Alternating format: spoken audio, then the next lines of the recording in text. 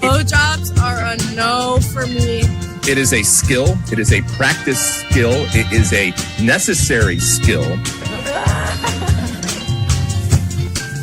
Ooh. The secret to a great blowjob is saliva, saliva, saliva. It's important for us to learn from this because I think we lose because we beat ourselves. You need to swallow it too. I understand the problem here. The people don't understand esophagus is the main player of the game. Try to stay away from it as much as I can. You can start by licking the dimple. I didn't understand it, but Patrick Agyemang to Bambi or a newborn giraffe or what?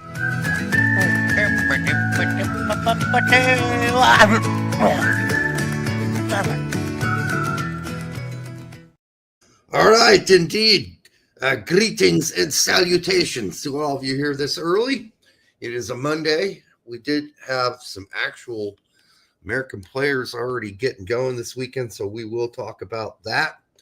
You know, my mom watched the intro of our video. She watched it on her phone. Yeah. And it's pretty small.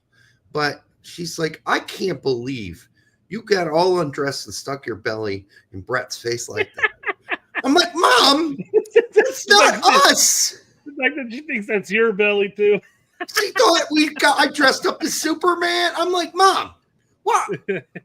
What is your problem? That's somebody. I was watching a video today where they're talking about boomers, and not calling you a boomer because obviously you're Boomer Richie. My on parents Twitter. are boomers, but your parents are, and they're like talking about how boomers are the people who are falling for all the AI videos out there, photos. I mean, other people are too, but you gotta keep your eyes out for those things. Man. I mean, she really believed we filmed all of those scenes where we're dancing. I couldn't believe it. I'm like, Mom, what are you thinking? Derek, you're quite the method actor, from being the fatty on the bus that bumps his belly against me to turning out to be that really skinny guy doing the little dancing too. I don't understand. What are you thinking? You dropped 50 pounds in a week for that video. I mean, that was pretty impressive, man. Christ. She's like, I can't believe Brett threw a can at your head. I'm like, what are you talking about? That's not really me dressed in a Superman. Yeah. You're all over the spectrum. You went from a super fat ass who bumped his belly in my face to being a little skinny guy dancing on the sidewalk to being Superman. I mean, you're weight fluctuates like crazy, man. I thought she was kidding, but she was serious. After her third thing, I'm like, you're serious? Oh, you think those were real? Oh, I guess you need to watch it on YouTube, not on a phone where it's really, really small. My mom's like, well, I can't tell. It's so small. On my phone, it's so small. All right, well, yeah. Does this look like the belly in there? Come on. Jesus Christ, my belly's not that big. Holy shit. All right, thanks to all of you who are out here this early, all 82 of you. Nice to have you here. No promises on how long the show's going to be tonight. Because it's not really a whole lot. Oh, Derek, start, bench, or drop. Tom Petty and the Heartbreakers, Steve Miller Band, Kiss. Well, I'm definitely dropping Kiss. And I'm going to bench Steve Miller, and I'm going to start Tom Petty and the Heartbreakers. But mostly just the Tom Petty and the Heartbreakers stuff early on. Like, sure. I hear you. What's that? Do, do, do, do, do, do, do, do. You better watch what you say. You better watch what you do to me. Don't get carried away. No, be to remember the heart is hard to find. They had some really great early ones. Yeah, we just got struck. Yeah, I don't think so. I don't think I was that accurate. That'd be pretty impressive if algorithm picks that up, man. Whoa, it's Tom Petty right there. This is the part everyone. You got lucky, babe. You got lucky, babe. When I found you. That one, you know that one? Yeah. Well, I mean, so I would do the same order. I mean, he basically places an order anyways, right? Tom, Steve, and then Kiss. Yeah, he helped us out. You immediately jumped in, acted like you wanted to slit the band of Kiss's throat, collective throat. They're not absolutely dropping those bitches. They're not very many. They're not good songwriters. Let's just put it that way. Well, okay, it's fair. It's fair. They do have some catchy tunes, though. They're entertainers. I mean, sure. I wanna rock and roll. I mean, that's very catchy. And then exactly right, and that's what it's like. It's like the snob in you is going, this song sucks. Well, but then everybody else who's just like listening to music, it's catchy. Let's go, guys. Come on. It's the only band outside the ones I opened for that I've seen multiple times. I saw Kiss twice. Once when I was 15, and once when I was. Saw him in Detroit Rock City. I saw him twice in Louisville when I was 15 years old, or 14 and then 15. Yeah, I went with a bunch of older friends. Yeah. Did you ever see the movie Detroit Rock City? Yes. Oh. Yeah. Mm-hmm. And by the way, Steve Miller, to be really fair to him, had some really good songs. So I'm not pooping on Steve Miller. I just think Tom Petty's better. I do too. I think he had a longer career. I thought he wrote a larger volume of good songs. I did get kind of sick of it by the end, but I did like what's the one where you're going to kill me on names because I can't do names. Even though bands I really like, I don't do names well. Oh shit! What's the theme where or the story where the girl follows the rabbit into the rabbit hole and comes out the other side? Wonderland? Thank you. The Alice in Wonderland video, that song is really good too.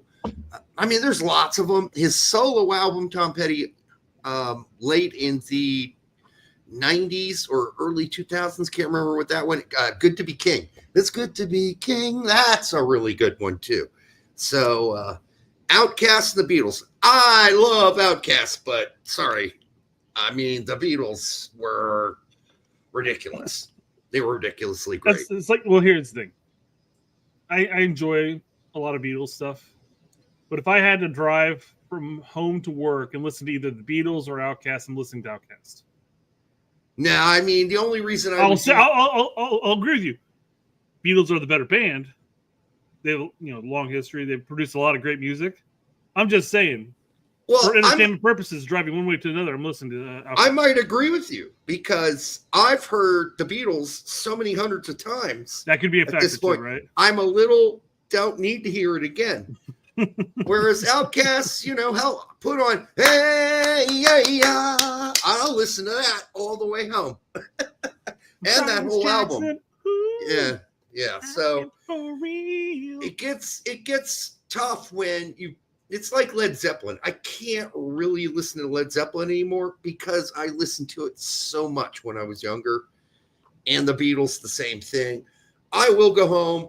I listen to the Beatles with my parents, but we listen to all kinds of other music as well. So, and that's really my mom's doing because my dad and I are kind of like, I fucking heard it all 1,000 times. I mean, I can't listen to this song again, So there are only so many times you can do it. So Hall & Oates had some good stuff. Yeah, a lot of people throwing out some stuff. I'll leave this one for you because you know a lot more bands than I do. Well, I mean, for a while, the most pretentious band was definitely Radiohead, and I don't think there's any doubt about it. But they doesn't take away from the music they made, right? They certainly live up to that pretentious attitude. They thought their shit didn't stink. Is that what you're saying?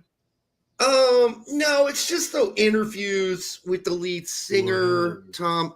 It's just like, okay, dude. Yes, he's even a bigger music snob than me, and that takes some doing. That's all I gotta say. And it's funny because you say that as a fan of Radiohead, though. Yes, I do. I think that the Radiohead makes me not want to ever write any more music again. So, all right, Eagles. I think the Eagles are the most pretentious. Are they? I mean, what makes them pretentious except for Don Henley? Don Henley's a pretentious fuck. There was no doubt about that. But the rest of the guys are pretty chill. They're pretty chill. I don't even really know it. McGee's fans are insufferable. We had this conversation this weekend, actually. I used to work at the a couple of different box offices here. Yeah. I worked at Fairgrounds. I worked over at Deer Creek. Yeah. I even worked over at the Murat. Worked there. Yep. And I never worked. Oh yeah, I love that theater. So I worked at a number of theaters and stuff like that. You know who are the absolute worst fans to deal with? Like genre of music. Pop? Nope. Hard rock? Nope. Metal? Any day of the week. I'd take hard rock and metal. Any day of the week. Those fans are great, by the way. Oh, fans. Which fans are the most horrifically insufferable people to deal with? I hope you're not going to say indie rock fans. Nope. Christian rock. Christian rock fans are the fucking worst. I don't know any Christian rock except for that one band who was really big for a while and nobody knew they were Christian rock until they came out. Like the and Soul, said, weren't they? Weren't they like Are they? Christian I rock? thought they were just hippies. I don't know. They did a lot of they did religious-y sounding music. Hey, like them down. And then Creed, that's the band I was talking about. Yeah, can't stand to that. Can't do it. You can't stand the music. I don't know about the fans. I mean, I don't know.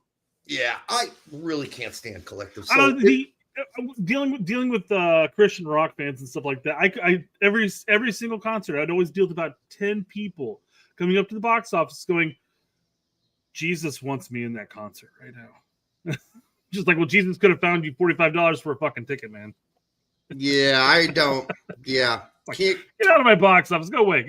You know, I can't really relate to Christian rock because I never listened to it except for obviously we were all submitted to Creed, and maybe Collect the Soul was a religious Lighthouse. band. Was Lighthouse one?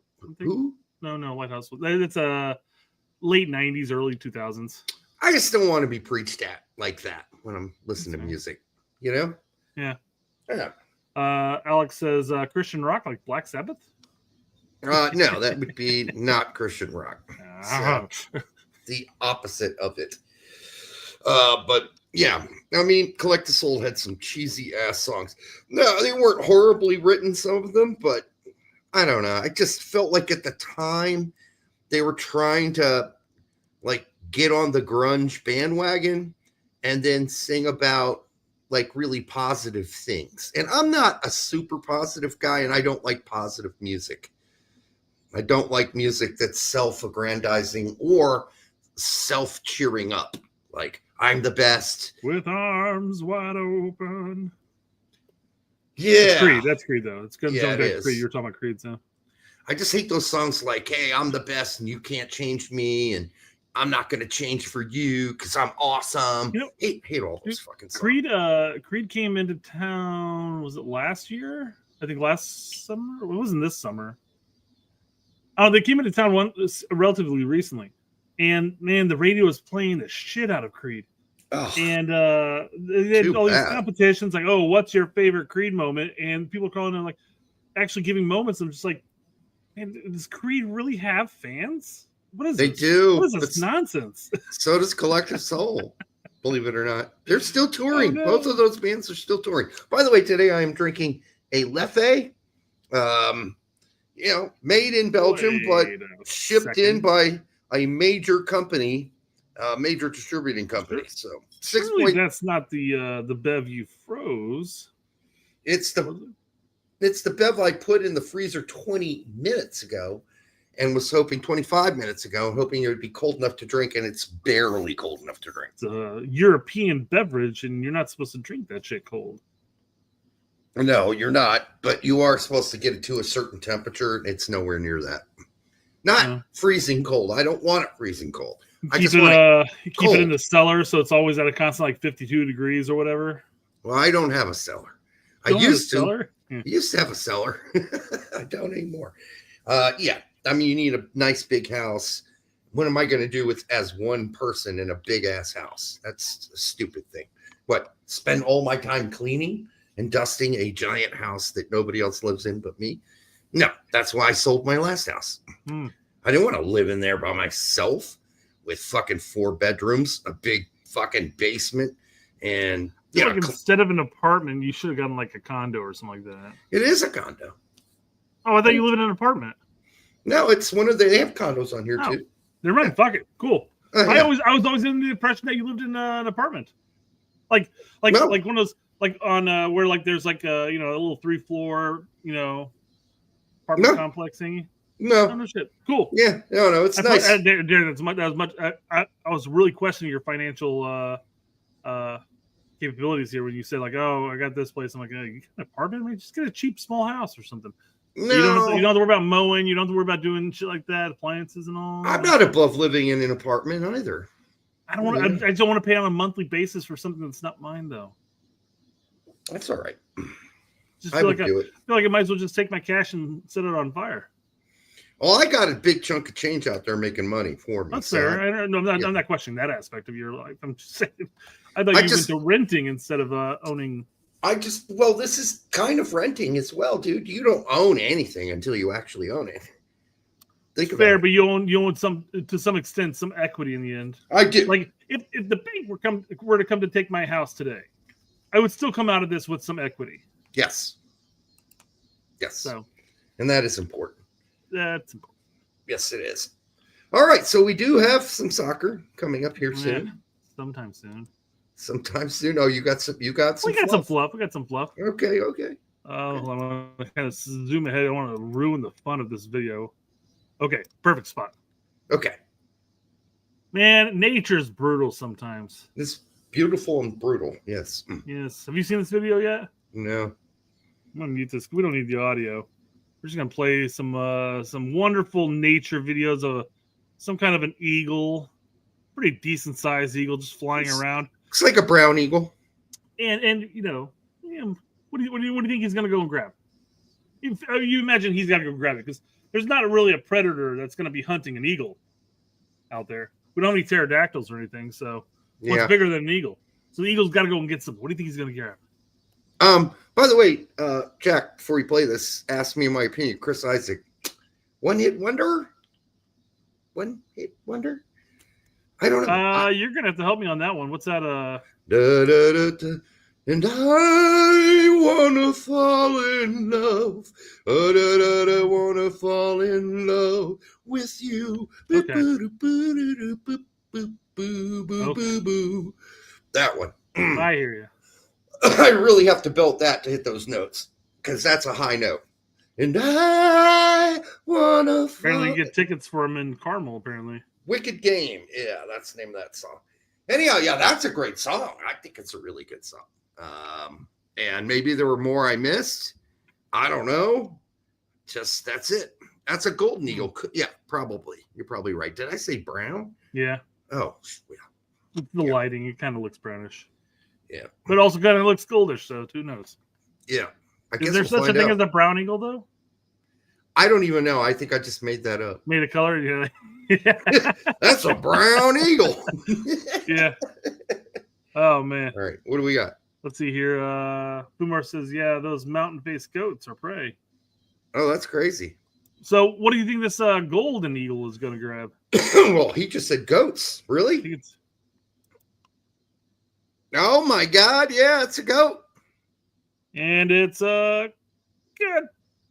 Chow. He just flies away with this fucking thing.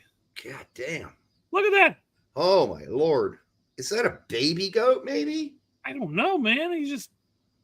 can he get some trajectory to go up in the air, or is he just going to float down to the ground where he can, hack at it with its freaking talons? I'm sure he drops it from a high altitude and then goes. I mean, it looked like there he was almost down to the ground. Chambers says it's the deer, and it does say it's a deer in the description. That's a baby deer. It looked like a.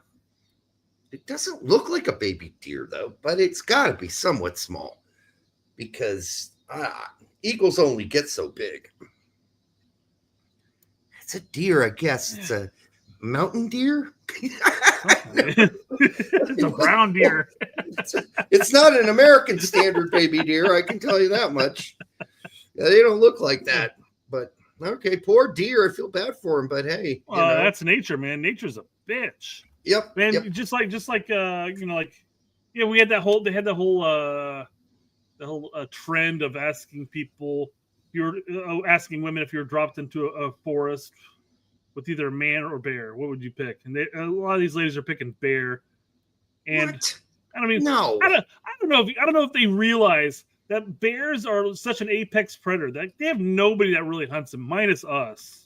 Mind you, when we have technology at our favor, You got a really good percentage. If you're going into a With a forest man. and you're the bear, that bear is gonna sit on you and just eat at you while you're still alive, and just, you know, That's sorry. all political bullshit. I'm sorry. You got a good chance. Nobody believes that shit. You got a good chance if you're dropped in the middle of the woods with a man of that dude going, "Hey, let's get out of here together." You know, that's ridiculous. Well, we got Lamar says Bambi acted like a bitch. Well. Zarkos, is that Ajima? He didn't fall over though, man. I don't know about that. I think Ajima would have been a bigger deer, honestly. So yeah, it's. Don't know what those. I don't know even know where we're going with that thought process. We're talking about deer or bears. But Well, no, I mean, it's a stupid poll, and women who pick the bear are stupid. You got a much better chance of living with a guy out there and getting out of those woods than a bear. Bear will eat you. Bear could eat you. You want to take that chance?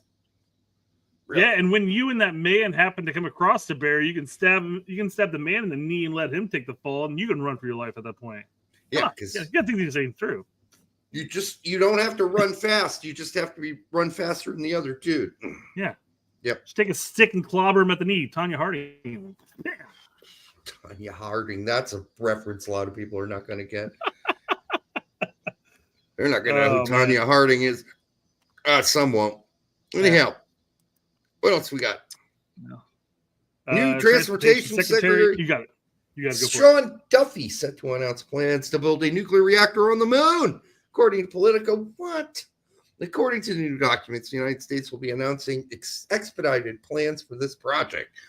What? NASA is hoping to launch a nuclear reactor by 20. This sounds made up as hell, dude. According to Politico, on Rugg said it. What? They provided an example of what it's going to look like. Look at this. This is legit. Look at that. Okay, well, how's the nuclear power getting back to the United States? We're gonna. No. That I'm sure it's the power what's going to come on the moon. What? Not necessarily coming back to us. What do we need to put anything on the moon for? A closer launching pad to Mars? I guess. I don't know. Why do we want to go to Mars? What are we going to do The same reason why we're going to put a nuclear reactor on the moon, Derek. It's all useless. Why? What is it for? Why are we? We're going to go to Mars. We're going to go to Mars. We're going to terraform it. There's ice at one of the poles. This is so Star Trek 2. Come on. No. That's Star Trek 3. Star Trek 3. Is it 3? Star Trek 2 occur. Wrath of Khan is where Spock goes in there and he dies. And then he didn't really. And then they throw him on the Genesis and they shoot him down to this planet and he reborn in 3. Okay, so it's 3. Because 4 is the fucking going back into the past and grabbing the humpback whales because there's some alien that talks to whales apparently and it's going to destroy Earth. And William Shatner's hair gets worse and worse. Well, not his hair. Gets worse and worse. His hair. Well, it's not really his hair. They're wigs. Oh, fair enough. Yeah. Tony gives us a live long and prosper. Okay. Fumar says, did they find water on Mars? I believe they found ice on one of the poles. Yes. Not enough to help us out. That'd be some wicked terraforming you got there. So here's my question on this. They're going to put a nuclear power plant on the moon. What happens when that nuclear power plant goes kablooey? Or maybe a meteor crashes into it. I don't think that's going to cause that much damage. Are they going to put like a big swatter so when the meteor comes, they can swat the meteor away from the nuclear power plant? I'm just saying, if you blow up the moon, that's going to fuck up some shit, man. Well, no, we'll all die. I don't think they're going to build a giant nuclear plant there. I think it'd probably be underground as well. So that'd be the thing to do, right? Right. So if it's not, listen, it's a crazy thing to be talking about right now, building a nuclear reactor on the moon. I'm shocked we're even discussing it. To your point, to what extent? What are we planning to do? Are we planning on putting an intergalactic launch pad there, so that way we can have shorter paths to other places, like I said, Mars? Is that the idea? Mars is not inhabitable. Why are we there's wasting the fucking time? moon. What's your point? Actually, Exactly. What are Mars we wasting? is more inhabitable because apparently there's ice there. We got starving people all over this planet, and we're wasting our money. There you go. I think Building Jared's shit got it on right. Mars. There's going to be an MLS team on the moon, Moon FC. Moon, and you know what? They're gonna first signing is Diego Luna. Yeah. Da-dum. Hey, You'll be here all week. All right. I will be here all week. Yes, I know. All right, what do we got next? That sounds stupid, dumb idea. I think so too. I think it's dumb. I mean, we'll eventually get to the point where we start doing that. But here's an idea. By 2030, my ass. And NASA's going to do it? NASA is crap, garbage junk. If somebody's going to do it, it's got to be somebody who's got the right, that is actually advanced the technology. It's going to be Elon before anybody. It's got to be. Elon's bypassing the moon. He says, fuck the moon. I don't want the moon. I want Mars. Elon's surpassed all of the technology that NASA has already. NASA's like, why do we need to land our space shuttles? We'll just let them sink to the bottom of the oceans and rebuild them. And Elon's going, why would we do that? That costs a lot of money. I'm just gonna make sure I can, land this rocket on a platform. Yeah. All right. Moving on to U.S. hopeful and Man City Wonder Boy or Wonder Kid. Oh yeah. Have you seen this video yet? Yeah, I got a little tussle there. Ooh, I gotta pause that. That's some audio. Yeah. Look at him tossing. He's like, oh, I'm in England one day and I'm already pushing people. Get out of my way. No, I think it's more than one day, but it's been more than one day. I know it's been like at least 3 or 4. Yeah. But my point.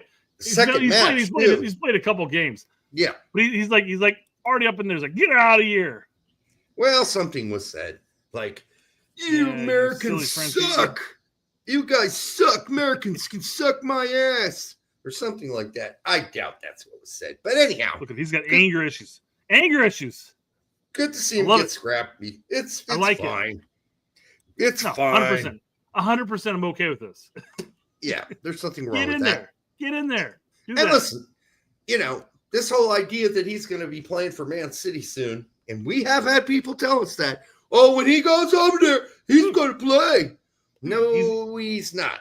He's bagging a brace of assists with their U19s. He's playing with the U19s. At the age of 15, though, or 16. I wish him all the best, but I agree. People got to understand how hard this is going to be, and you know what? I hope that he proves all the doubters or anybody who thinks that this is really, really, really hard to do, and he crushes all of us and says, "Not for me, it isn't. Not for me, it isn't. I'm fucking Kevin Sullivan." All right, good. I will be the first guy to say, wow. WOW capital letters, wow. If he pulls that off. Jeff Carey says next Pele. I had somebody today tell me that Messi's really not that good compared to Maradona and Pepe and Pele. Who's not? Messi is not as good as Maradona and Pele. Or Ronaldo. He also included Ronaldo, so now you know where he really stands. Sure. You can sit there and debate the Messi and Ronaldo thing, but I feel like we start talking about players who were like 30 years, 40 years, 50 years in the past. It's a different game. It's a totally different game. Totally different game. Messi would absolutely run circles around all of them, and he's not even a big runner. I don't know about that, because think about how bad the equipment was when we played. The balls were heavier. The shoes sucked, generally. Hey, Copa's killer. Have you worn any of the new shoes? I've worn some new shoes, yeah, but I still have my nice Copas. They're like $10 15 years old at this point, and I still wear them. I think the equipment is better. The shoes are better. The balls are much lighter, and easier to kick around. So I don't know. Like the balls when I played, if it was a rainy day, those Adidas balls just sucked up the rain, and those things turned into goddamn the leather turned into like a rock.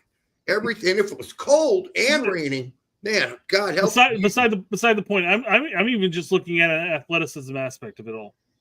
The amount of athleticism that Messi has to do to play in today's game compared to, say, Pele in his time period. And not taking anything away from Pele by any means. I'm just saying, it's a different game. It's a different game.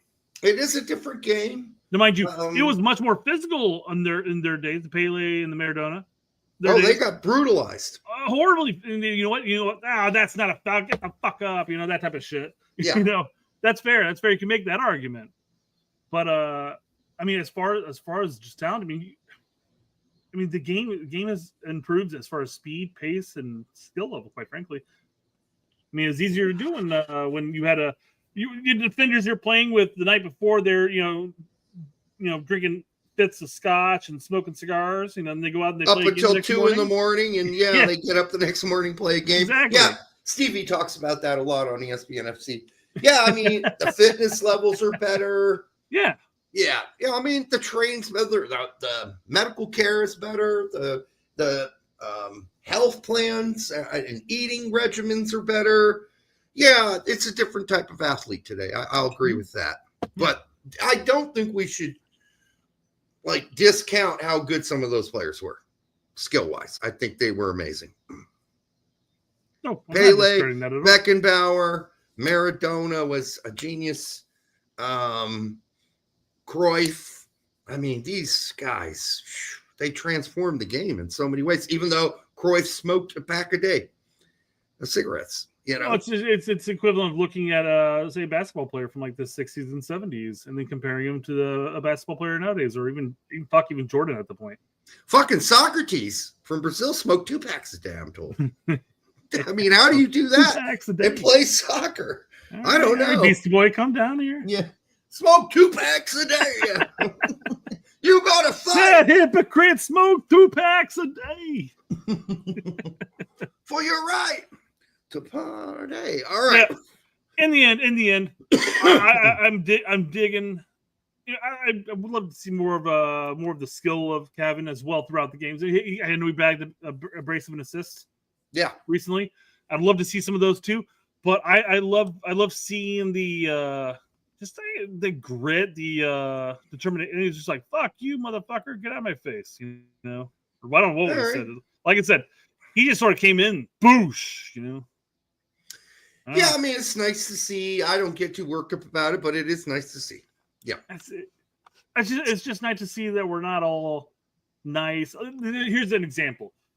I'm sitting there coaching my U-10s during the spring. Mm-hmm. And there's a collision or whatever, and the ball squirts out going towards our goal, like we're going to score a goal, and my player goes down and helps the other kid up, and I'm like, stop it! There wasn't a foul. Play the fucking game. Yeah, like move for fucking goal. Well, a good example of I don't think Christian Pulisic would have gotten involved in this scruff up early in his 15-year-old days, but we would have seen somebody like Michael Bradley do this. Oh, for sure. Michael Bradley had a temper. Yeah. Oh yeah, his youth career was nothing but yellow cards for temper. Arms thrown and stuff. Exactly. Yeah, for sure. All right. Let me get to the next thing. That's just a nice little Wonder Kid update. Did you see the Tom Brady? Yeah, the Tom Brady interview. I don't think I have that pulled up here. I also saw the thing where he's in his car after meeting Wayne Rooney, and he says, "I have some concerns about our manager's work ethic." Like right after meeting Wayne Rooney and going to a team meeting that Wayne Rooney invited him to. Wait, is Wayne Rooney coaching over at Birmingham now or something? Yes. No shit.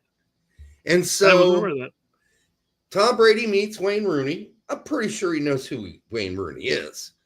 But in the car where he's filming himself or somebody else is filming him, he's like, as he's driving, I think I have a few concerns about our manager's work ethic. Doesn't go into much, but wow, you just met the guy. You just watched his first run through film and you're already saying that? That's crazy town. Wow. Yeah. Well, I mean, so here's Tom talking about the state of U.S. soccer to an extent.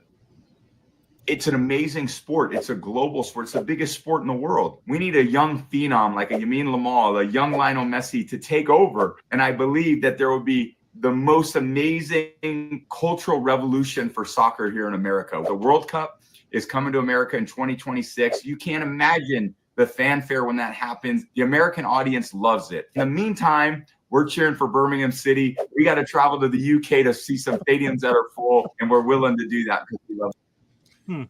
Well, at least, I don't know. So Wayne Rooney's been a failure as a manager pretty much wherever he's gone.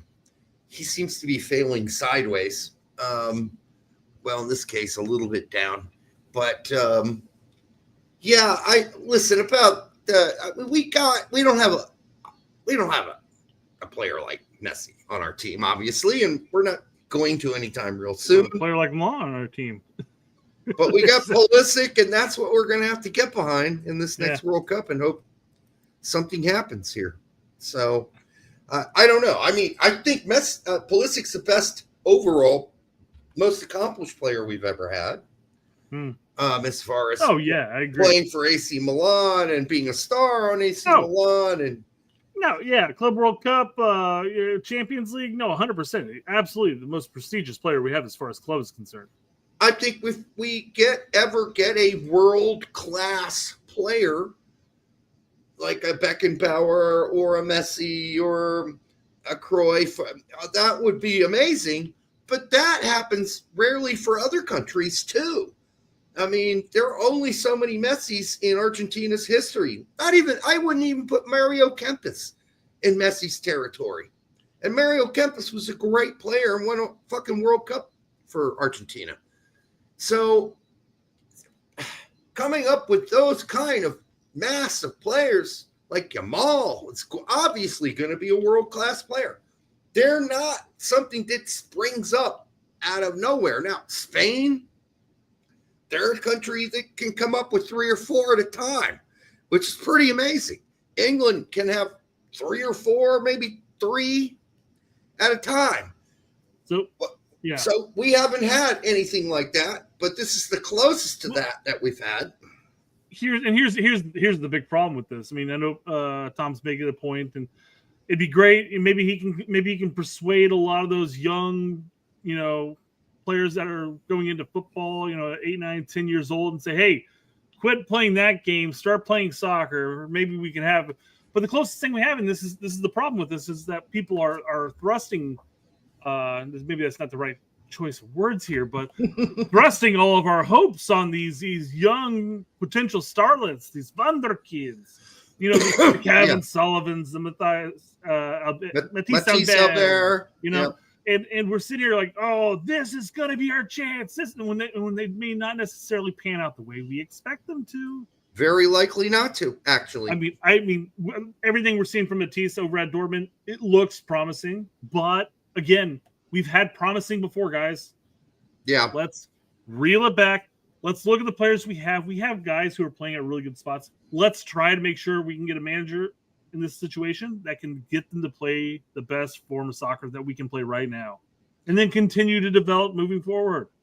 Yeah, I mean, the only countries who've consistently, more recently, pumped out what I would call world-class players, Spain, France, even Germany struggling with that. Italy certainly struggling with pumping out world-class type players right now. England has a handful, but maybe 2, maybe 3. I don't know. You can go crazy depending on what your definition of world-class is. It's not easy, right? And in Holland, usually they'll have 1, 2 per generation world-class players. Sometimes 3, but most. I mean, we're talking world-class guys that are going to be on the pantheon of guys that we're all going to be talking about, the Zidans, the Cruyffs. Like, those kind of players don't come out. Those are rarities, Beckenbauers, you know? Karl-Heinz Rummenigge. This is not a normal thing, usually. You get a handful per generation at best. Only Spain has been able to pump out like 4, 5 per generation, which is absolutely insane. But then again, it comes down to what your idea of what world class is. I'm just talking about mine, which is extremely high standard to get to world class. So, well, and then the problem is that when you start throwing the term world class around, it just waters it down, and then you're sitting there like, are we really going to be comparing this person to this person? I mean, they're in two different leagues themselves. I mean, here, but I mean, it's just like, oh, when Pulisic's world class. I'm like, well, no, he's not. He's a really good player. He's a really good player. Not by your and my general definition. True. Yeah. I mean, you look at his resume with club ball and everything like that, and you're like, okay, that's a pretty fucking solid resume. He's what I would call an elite area player, but he ain't world class. He's going to be a top player for the USMNT as a whole after it's all said and done. He's going to be He's on the cusp of competing with Donovan and Dempsey as far as goals.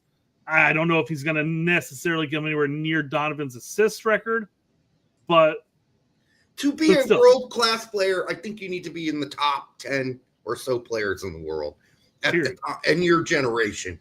Period. And Pulisic's lucky to get into the top 100 right now. I think he's in there. Question is, where is he? In the 80s? Top 100 in the world? Yeah, I think he's absolutely in the top 100, 100%. I think he's somewhere in the 80s, 70s maybe. You could get nicer and say 60s. But I just think that there are a lot of players of his ability. He's not even the best player on his team. I think Teo, who's not there anymore, I don't believe. I think, didn't he get transferred? And then Leao. Yeah, I mean, they're better players on his team. So, you can't compare him to Teo in this sense, but he was far more productive. Wasn't he more? He was much more productive than Leao last season, wasn't he? Yes. As far as goals and assists. I would agree. That's not. And I dislike the idea of looking at like Leao and saying like, well, he didn't score nearly as many goals or nearly as many assists, so it must have sucked compared to Pulisic. Well, no. I mean, he could have. I mean, if you watch the games, he could be doing so many more things opening up the game that doesn't result in a scoreboard, stat. So I mean, I don't like looking at the stats and saying like, oh, this person's better than this person. So yeah. I mean, some people will debate that. Well, Pulisic had a better season than Leao, so he must be a better player. Maybe. I don't know.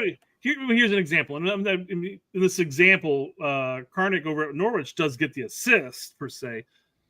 And this is that friendly with Norwich, and I forgot who they were playing against. And Sargent scored. But, like, Sargent's doing Sargent things over there. And I looked at the replay, and I'm like, well, I mean, Karnik is the one that did all the work, and he played it across. I mean, Sargent just had to tap that shit in. Yeah. I was like, but then people are going to remember, just look at the goal scorer. I'm like, oh, the goal scorer. And I'm a big Sargent defender, of course, but I'm like, he owes that goal to him. Yeah, that's true. Yeah. So I guess, our definitions for world class is really high up there. So we just don't throw that word around willy-nilly on this show. But we do obviously think Pulisic is an elite player. Very good player. And you know what? I think elite's a good place to put him. Maybe if he continues to perform at the club level and even at our national team level in 2026, maybe there'll be a debate you could have at the end of his career and say, maybe he was a world-class player. Maybe he was just a really good elite player. I don't know. Well, Pulisic, this is really interesting in that interview he did while golfing with his friend. Really pointed out what next step he needs to take on his own. Because he said, yeah, there's one thing I'm missing that the greatest players had. And that's a massive ego. And it's something I need to work on. And their confidence, their ego, put them another level up. And I don't have that yet. So it's something I need to work on. He said it. He said that's why we were talking about the Kevin Sullivan thing earlier, where I liked seeing the grit of just getting up in there, and you're only there for some training. You play a couple U19 games, but you're like pushing people around at PSG, like you're playing some other travel team in Pennsylvania, Yeah. So it's that attitude, the Gio attitude, that type of stuff on the pitch, at least. So this is a little part where Pete and I disagree, because I know Pete made a video like, oh yeah, Kevin's going to go play for the U19s and he'll figure out when he gets there. He's not one of the best players on the field, and he'll kind of put him in his place. I didn't think that. I thought he might be able to go there and stand out, and so far, I think he's been really, really good. Well, I wouldn't want to put him in his place. I'd want him to look at that and go, even if he thinks, well, I'm like the third, fourth, fifth, or sixth best player out here, I'd want him to sit there and go, I want to strive to be first. And these guys are killing it, and this is what I got to work on. I think he is going there to strive to do that. And I think so far he's looked really good in all the footage I've been able to gather. So he's not there. He's not being humbled. He's not being humbled. I will say that. He has gone there and said, I'm just as good as these other players. And but this draws another conversation we have with at least when we talk about like somebody like the difference when comparing the trajectory of Kevin Sullivan versus Matisse Albert. Where Matisse is over at Dortmund, he's already playing in the U19s. He's doing actually pretty well at the U19. I think he just recently bagged an assist and a goal at the U19 level. There's a lot of talks of him possibly making the jump up to the first team before too long. First team, but maybe just on the bench. But could be. We'll see. But it's like, well, what's better? Is it better to play in MLS week in, week out, or is it better to play at like Dortmund's U19s? Well, I mean, I guess the competition at MLS will be better, but I mean, your trajectory into the first team at a top tier team is better at Dortmund's U19s. Albert will be moving to the 2 club, though. Yeah. Oh, 100%. The way he's performing, he has to be. Right. He's not playing for the U19s this season. No. He'll be playing at Dortmund, too, who, unfortunately, I believe are down in Division 4 right now. No, you shut up, Larry. Larry getting feisty out there? He is, yeah. He goes, shut up, Brett. That's stupid. I'm guessing the comparison of U19s versus the big boys in MLS. Yeah. All right. Dude, you can't hype U18 kids because they are Vikings. Oh, are we talking about Kevin? None of the U18 kids are Vikings.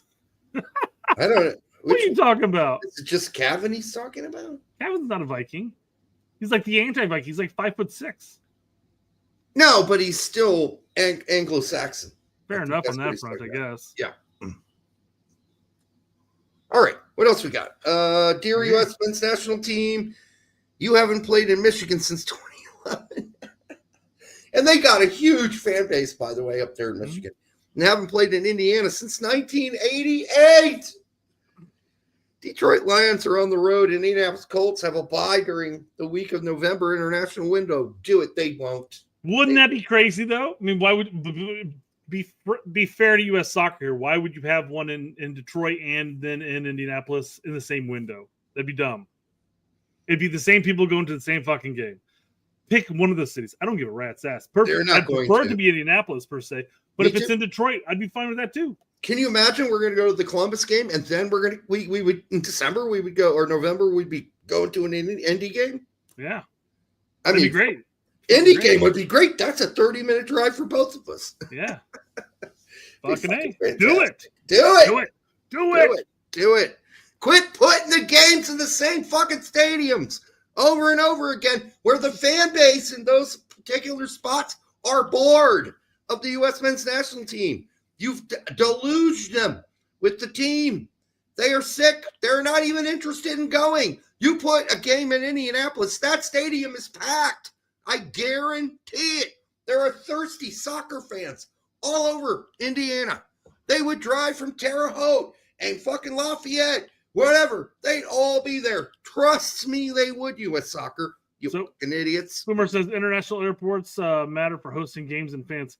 I agree in the sense of, let's bring it this way.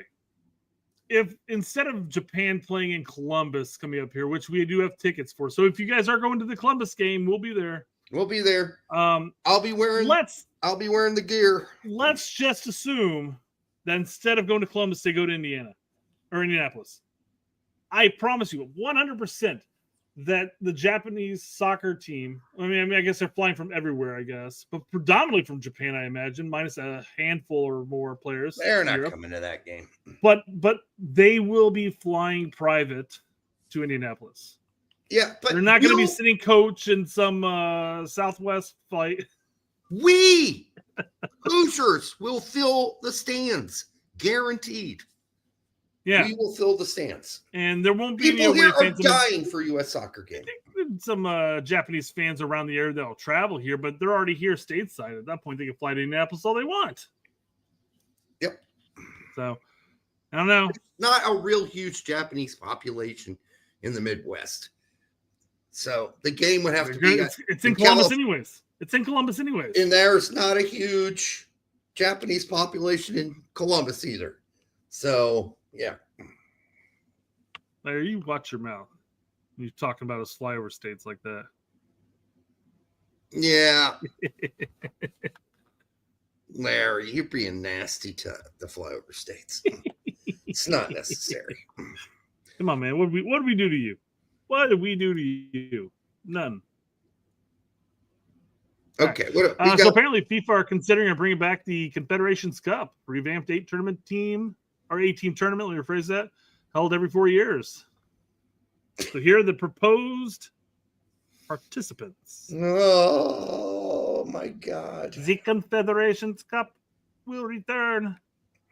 Of course they will. And guess who's going to get an auto spot in every Confederations Cup from here until the end of goddamn time? New Zealand. They don't deserve it. New Zealand.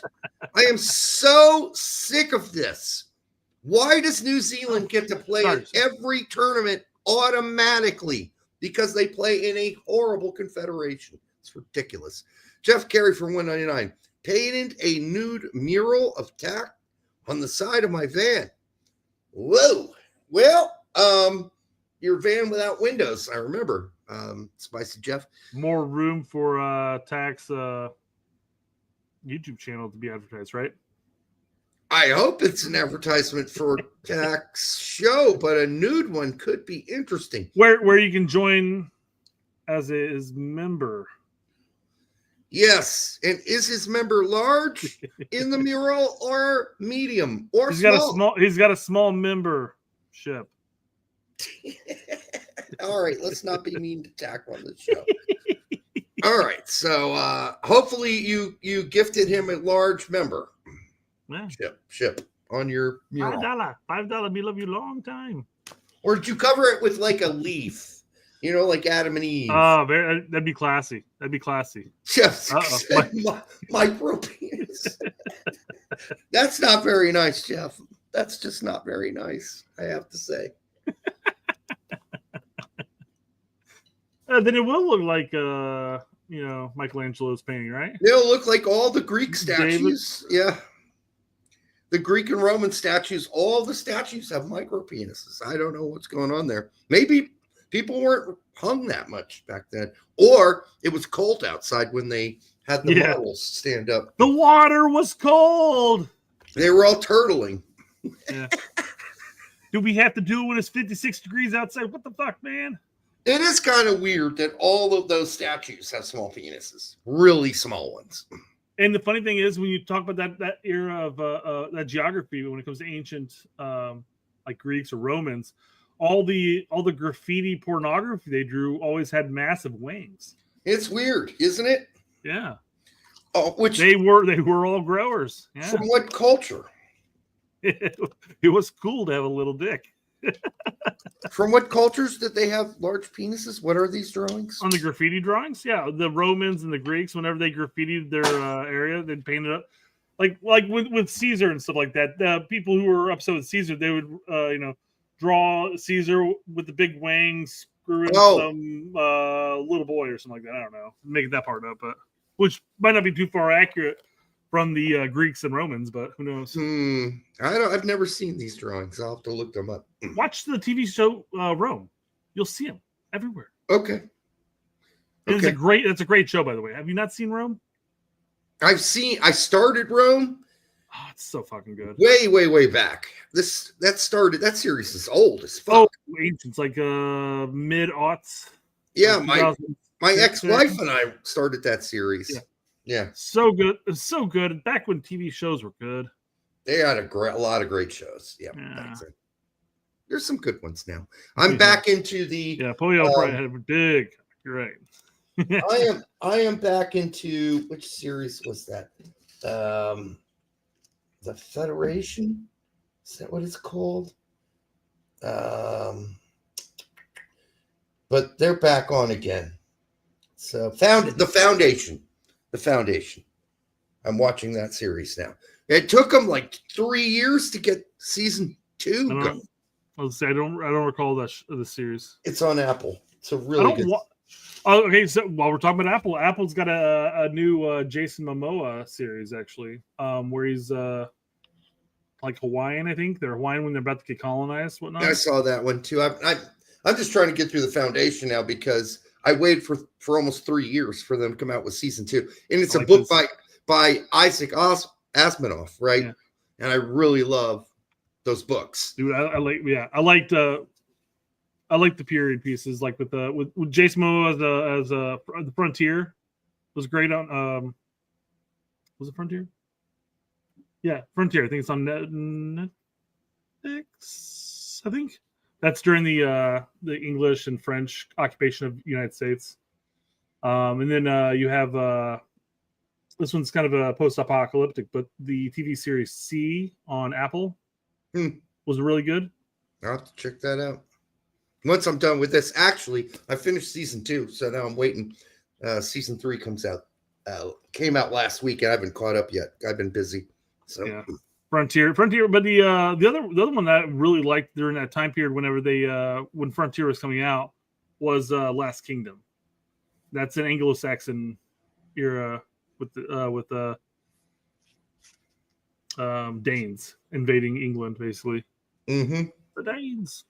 The Viking series was really good too. Was it? I never really sat down and watched it yet. It's really good. So, Derek, are you excited about the Larry won't like Larry won't like that series, but yeah, it's all about the Vikings. Yeah. Am I excited about? Yeah, I think that was a great little tournament back in the day, but I just think it is another tournament, though, right? So that's more work for the players, and I am absolutely livid with the fact that New Zealand gets an auto bid every single Confederations Cup. I think it's ridiculous. Mm-hmm. Absolutely. It's just another thing. That's my take on this. It's just another thing.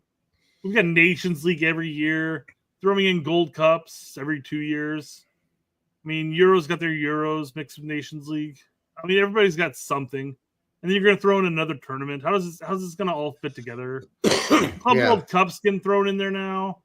I mean, players are just getting stretched thin. Yeah, I agree. Everywhere. Yeah. So, yeah, at some point, money's just not going to be worth it because you're going to have a Confederations Cup where you have basically a level C team, Spain C team.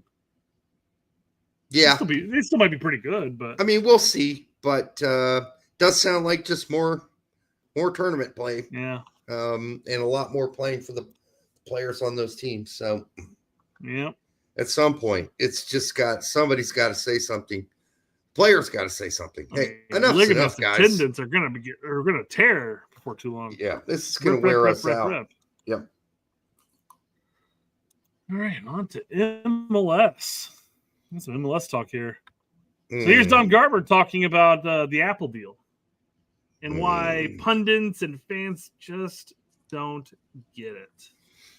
Okay. But when we sign Messi, I'm as interested as who's watching in Argentina, who's watching in Colombia, Brazil, who's watching in Japan and China and throughout the Middle East. Can't imagine too terribly many, but not that many. Maybe some, according to some of the leaked numbers for some of these games. Well, I mean, obviously the Apple numbers are going to be are not going to be completely accurate because obviously they give away Apple memberships to people who have like T-Mobile or something like that, and obviously the people don't in Brazil and Colombia and Japan and all that stuff. They don't have to watch it on Apple. They watch it on whatever service offers it at that point. And I mean, what is MLS? I'm sure they're getting their cut, of course, but according to some of the leakers, some of the games get 10,000 views. Some of the games. Well, you talk. Where is it? There, right there. When it comes to Messi, he's not talking about the league games. I mean, he doesn't care about the Chicago versus New York Red Bulls. Yeah, but he cares about Messi and Miami versus the Red Bulls, and Messi and Miami versus Columbus. Exactly. And those games are getting probably way more views. But, 100%, yeah. But okay. Watching in Japan and China and throughout the Middle East, as I am interested in Columbus, Ohio. The media. Okay, then tell us how many people from Argentina and Brazil and Japan are watching these games, Don. If you've got all these detailed micro facts, or data, share it with us. If that's a major success for you, but no, he's just saying that's what I care about, but he's not saying, and we can tell you based on the numbers we've seen, and he's not going to say this, that the numbers in Japan and the numbers in Argentina and Colombia are huge. That's what you're not going to hear him say because he doesn't fucking know. What he should be specifying at that point would be which teams are they huge for? I mean, Japan. I mean, doesn't Seattle have a player from Japan on their team? Thought maybe this past. I don't know, but it doesn't matter. Are these countries that are following players, are they following specific teams because of a player that's from their country? And should that indicate maybe we should start scouting players from the J League or the K League or more, Colombia or whatever? Are they following these players who are coming from their leagues over? We have no fucking clue. I mean, are they watching rando games? Or we have no idea. Specific, yeah. So he's bullshitting. He's full of shit.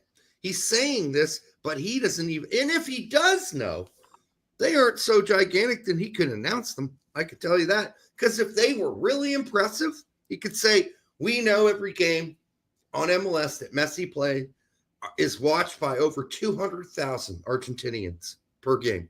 And that's just Argentinians. If you had something like that, you'd be like, okay, that's almost 250,000. You know why they won't be able to track it is because over in those countries, they have no qualms with doing, selling the 7 Cs and getting pirated feeds. No problems. Who cares? Who cares if they pirate an MLS game over in Japan or over in Argentina? They don't care. Nobody's gonna enforce. Hey, this stream needs to get pulled down over in Argentina. So I guarantee I'm sure there are over 200,000 people watching Messi play in MLS, but they're not watching it on anything that MLS can quantify or earn money from. Because if they could quantify it and it was impressive, they would have told us by now. Yeah. Yep. And the pundits just don't get it yet. So I'm not sure we are where we need to be, but I know that we're going to have to get there soon. Other than the hassle of people complaining about it, we feel pretty good. Why do you feel pretty good? Why? Tell us the numbers you have that make you feel like that make you feel really good. Like he's full of shit right now. He is so full of shit. He's complaining about people saying, we don't know the numbers, but they must not be very good because they're not sharing them with us. Well, be transparent, Don. If they're so fucking good, tell us what they are. What an idiot. The part I took the most out of this 27-second clip here is this part right here. Listen carefully to how he says this. So I'm not sure we are where we need to be, but I know that we're going to have to get there soon. Oh my God. Why would they have to get there soon, Derek? If you don't even know where you are, because he's not sure, he's already assuming the worst, but he already is assuming that we need to get where we need to be. God, this is the biggest muddle. It's jibber jabber, total jibber jabber. No facts, no information, no data, nothing. He's full of shit, and even he doesn't know because he says we're not really sure where we are now, but I know it's going to be better. Well, how do you know? It could be fantastic, right? No, he knows it's not really that great right now. He knows, he's just not going to tell us. Well, he knows. Again, the key phrase, I think what he said there is we're not up to where we think we need to be, but we need to get there soon. Well, why would you need to get there soon? What factor are you limited on time on? You're limited on time because Messi is 38 fucking years old. He signed 1 more year contract in Miami. Yeah. You got to milk that and get as much as possible out of it because he's not going to be here. And then all of a sudden, Argentina fucks right off. Japan fucks right off. Yeah, Jackie D says he said 120,000 unique viewers. Well, here he just said, we don't really know where we are in totality, and we're not real sure. All we know is we need to get better. We need to get over here. We need to get better soon. And it needs to be soon. How can you be less specific and less data-driven and less generic than that? You couldn't possibly be more generic than he was there. It was so generic. And that's why people don't trust you. You guys speak in fucking jibber jabber bullshit. And we all can smell it a mile away. And this is a real problem with MLS. Such a lack of authenticity when speaking. He could have said, listen, I know you guys want to have all the data, and at some point we'll release it down the road. But right now we know that we need to get better. We need to get better, and we need to improve. Okay, fine. You don't want to give it to us now. You'll give it to us later, which you won't. But Jesus is horrible. It's just a total sham. It's a sham. The unique viewers, I mean, it's up for debate. What's up for debate about that is, are they considering the Apple and MLS memberships they're giving out to people like T-Mobile for free? Are those considered unique viewers at that point?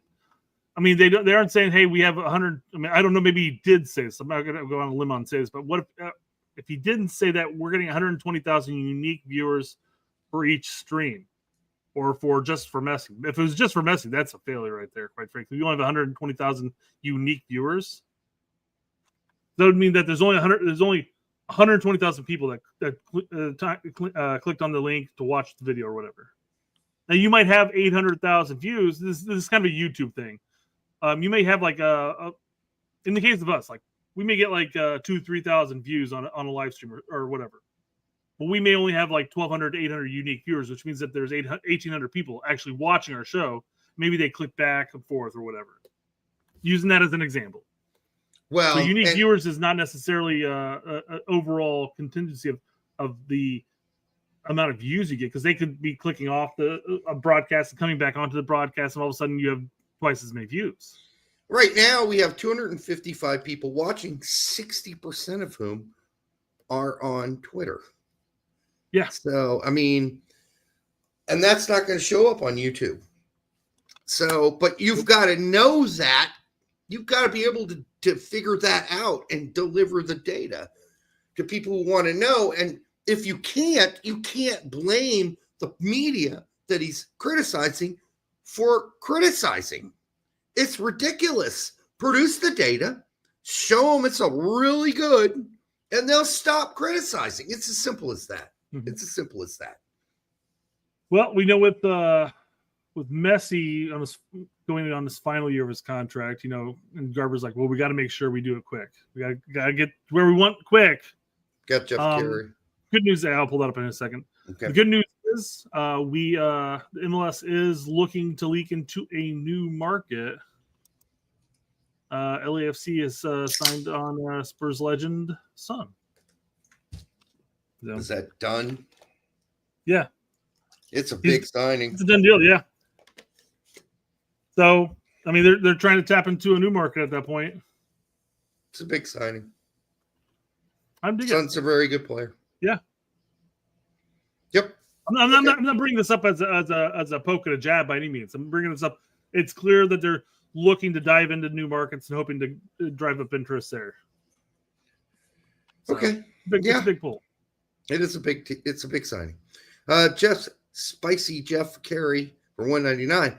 Regular Real Madrid La Liga match, 30 to 50 million. Yeah, worldwide for sure. Absolutely. We're not looking for anything like that from MLS. Somebody said 120K is a big number. No, it's not. It's not a big number. I mean, it just isn't. So, I mean, one of the bad news is even for Inter Miami, the numbers of viewing over the next couple of weeks are going to go down because Messi picked up a hamstring injury and he's going to be out for the next 2-3 weeks. Yeah, I think MLS numbers are going to tank. Some of them will. Yep. Although, here's the question: are they? What's Inter Miami's upcoming 2 or 3 weeks worth of games? Are they on the road going to Vancouver and Seattle? I mean, Leagues Cup. Oh, it's Leagues Cup. Yeah, Messi's sitting there going whatever. I want to do all this shit. I have to say, MLS teams have done just fine so far in the Leagues Cup. Yeah. They've been fine. I was looking at the table, and they're pretty on par with the Mexican side of the table. Because we had joked and poked fun at the new setup, the whatever it was, top 4 from each league, right? Top 4 MLS, top 4 Mexican. Yep. Right.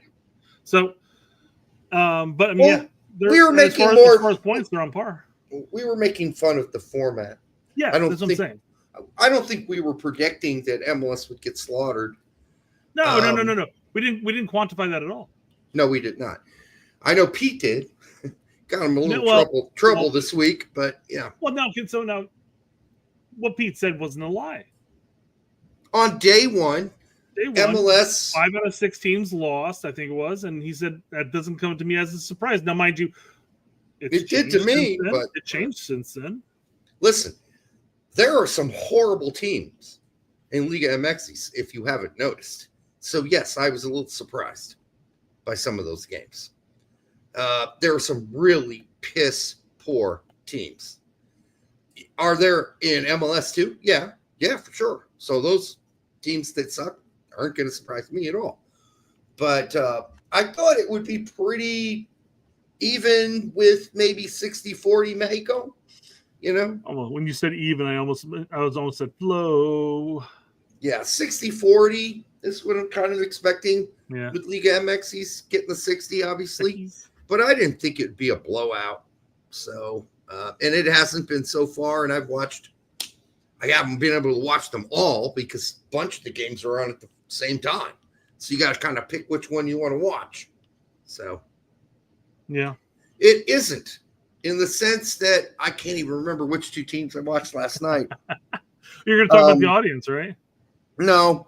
Oh. It was 2 teams playing in Texas. So now, and the MLS team playing in Texas wasn't from Texas. So I don't think it's all home games.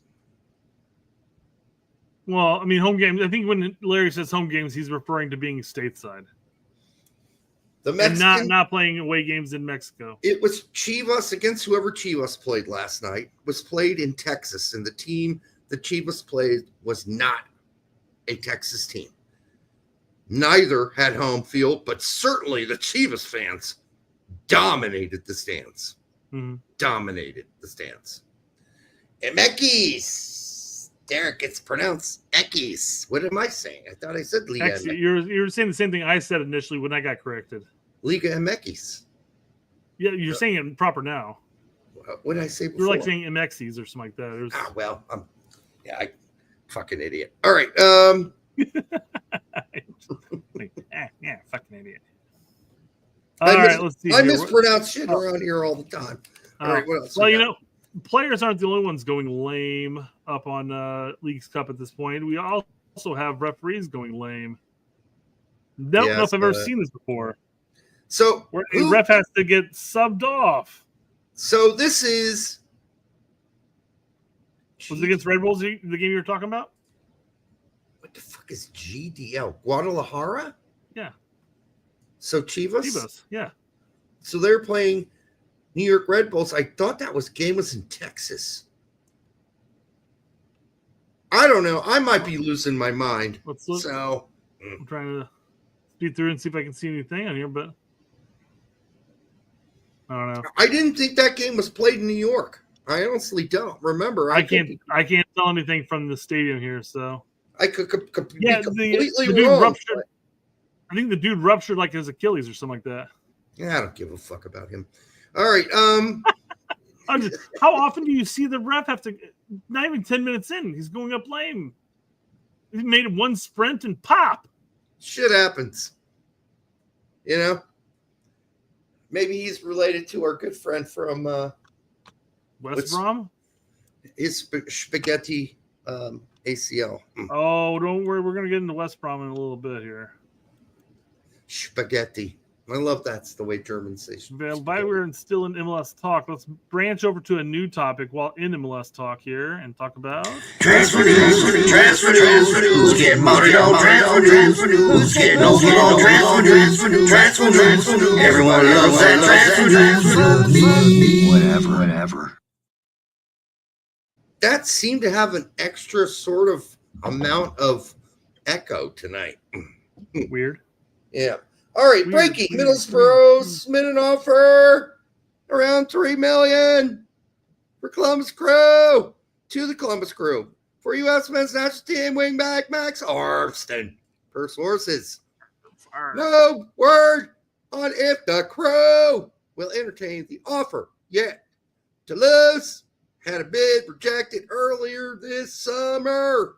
Max Arston is fucked. He ain't going anywhere. Talking to some drill instructor there, man. Yes, it is my sergeant. No word on the Crew. You will have your equipment 100%. Drop and give me 20. Yeah. Drop and give me 20. You son of a bitch. Yeah. Yeah. I mean, it's an up. It's an up. I mean, they've up. Middlesbrough didn't up it up. They've increased from what. God, who was the other teams that were interested in him? It was another championship side, wasn't it? Could have been, but Toulouse says. Oh, Toulouse, you're right. Yes, it's Toulouse. Toulouse and somebody else, I'm sure, but Toulouse is the big one. But I think they offered like 2 mils. So, I mean, 3 mils and up. They're going to have to do 5. That's my guess. Middlesbrough. Okay. And that would, if true, that would put Morris and Arsenal on the same team. So that would be cool for Arsenal. He'd get to go to a place.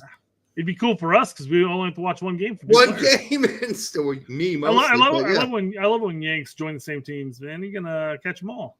Yes, I do too. I'd like them to all coalesce on the similar teams, so I have to watch less games. But yeah, they're probably gonna have to do 5 or 6. I don't see 3 being enough to get Arson at this point. Mm-hmm. And there were a Middlesbrough guy wrote me and said, are we investing in the right, or are we bidding for the right player? And I said, as long as you don't play him as a left back, you play him as a right winger or a left winger, he'll be good. Yeah. He'll be good for you guys. But if you play him as a solid right foot too, yeah. If you play him as a left back, not so good. Don't do that. Make sure your manager knows that too. So, yeah, it's weird. Why am I getting all of these English team guys right? Norwich guys right? Burnley guys right? It's been like the last 2 or 3 years. Guys becoming a Leeds fan. You're a Fulham fan. How do these guys know to find me? Well, I mean, yeah. I mean, you talk. I mean, I don't know. You come up a couple times, I'm sure. Talking about the game in Britain. Okay, I think it's really cool. I like talking to these people, and I'm like that they think I'm some sort of expert on the U.S. men's national team. But it is kind of amazing how much I have had to accept new messages in my I think Alex and Robin are doing their due diligence and spreading the good word. I think is what it is. Yeah, I think it's fun. I'm glad people are asking. I mean, I'm giving my best answers too. So there we go. Yeah. I got Middlesbrough fans in Middlesbrough writing me. Only one. I've had at least 6 Norwich people, 2 Burnley, 5 Leeds people I'm now talking to in messages. It's kind of cool. It's kind of fun. Yeah. But I'm glad that they think I'm an expert on American players. I guess I'll just leave it at that. We got to you guys. Unlike Arson, which is just a rumored potential transfer, we actually do have a massive MLS transfer underway. Like shockingly large. Toronto's placed an $8 million bid on Georgie. I heard Georgie wanted to leave. That's what Frank was telling me. Frank was telling me about that. Yeah. He gave me an article to read up and everything, but hold on. Robin goes, I'm cheerleading for you two dumbos. Thank you, Rob. We appreciate it. Frank said that he sent me an article and I barely had time to skim it to find it, but I couldn't find where it was at. But he said that Georgie wanted out. That's what I heard. But I mean, still, TFC came and bid like $3 million over what is projected market value. Isn't that crazy? He must really want out. And number one, and number 2, Toronto must really believe in him. Stick it to their rivals, Montreal. Hey, and look, we got your boy. We got your boy. Super quality MLS player. So it's just be a huge loss for the Rapids. Yeah. I mean, I don't know what they're going to replace him with and everything like that. I feel like that you're taking your center right out. Yeah, your playmaker. One of the best right out of the team. equation. And you're giving him to Toronto, and Toronto's looking and need to replace, and they opted for a good old American homeboy. Mihailovic knows Canada too. He knows Canada, yeah. He doesn't speak French, but they don't speak French in Toronto, so he'll be fine. Robin's got some news for us. Some genuine info for you. Horvath didn't even start for Cardiff in League One. I know I saw that, Robert. Isn't Robin from Wales? Wales. Got your Welsh accent going on there? I'm not really good at specifically a Wales accent. No. I watched the season opener, and even after relegation, he ain't starting. He's done. Oh, I would not be shocked. This is why we call riding the bench Horvathing around here. Yes. Yeah. He's Horvathing. Yeah, 100%. Yep. So hey, you know what? I feel like there's a part of me that Horvath just, I don't know, maybe he likes just sitting on the bench and collecting a paycheck. You know what? I don't think he likes it. I just think he's never been the kind of commanding leader back there in the box where his position is just assumed. You're the man. Not like Keller, not like Friedel. I mean, yeah, not like Howard. We don't have any of those kind of keepers anymore that just say, I'm the guy and I'm playing every fucking game. We don't have any. Even, what's his face? Starts with Hanneman, Marcus Hanneman. Played how many seasons in the championship and also the Premier League? And he was a good player, but we had so many keepers, he never barely even made the team. Wasn't it? No, he barely even made the team. No, he played for brain work. It's not happening. It's not coming. It's not coming. It's not Wolverhampton. I know that for a fact. Anyhow, yeah. He played with, was it Reading? Reading? Do the shit accent, he says. Yeah, we try, Robin. Larry says Wolves. No. He didn't play for Wolves, Marcus Hanneman. No. I'm pretty sure it was Reading. Lefty says Reading and Wolves. How long did he play at Wolves? Couldn't have been that long. He played at Reading a long time. Yeah, Larry even followed up by saying in Reading. Okay. All right, so he played at Wolves. I forgot that part. So good on you guys for remembering it. I don't. Would you still sell Vinny at Madrid? I guess it really depends. how you want to play. And right now, I mean, you do have kind of a lot of players, but then look at how, are you going to play at 3 in the back? Are you going to play with 4 in the back? It really depends, but I don't think Vinny's going anywhere. I really don't. I really don't see that happening. But I also see that doesn't really, the chemistry there isn't really good. But, you know, can the new manager work that out? I mean, we'll see. And we'll also see how much patience is afforded to Alonso going forward, right? How much time does he get to make that chemistry work? How much time does he get to force Vinny and Mbappe to play the way he wants them to play, which is, hey, you got to run a little. You got to run. You got to run. Sometimes you got to press. Well, we'll see if Vinny and Mbappe will do that. We know Rodrigo probably will be willing to do that, but I don't know about the other two. Seriously, I have a lot of worries that, not worries, because I could give 2 shits about Real Madrid. I don't like big. If you don't know this already and you're new here, my teams are small. I am a Fulham supporter. That's my number 1 team. I started watching Leeds. I've become kind of a Leeds supporter. Just because I spent a whole season watching Leeds and now I'm kind of stuck in it. Which is tough because they're both in the Premier League, but if Leeds plays Fulham, I'm rooting for Fulham.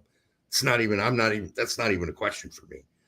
But like Leeds is kind of my second team. But I don't like the big teams. I never have. I'm an underdog kind of guy.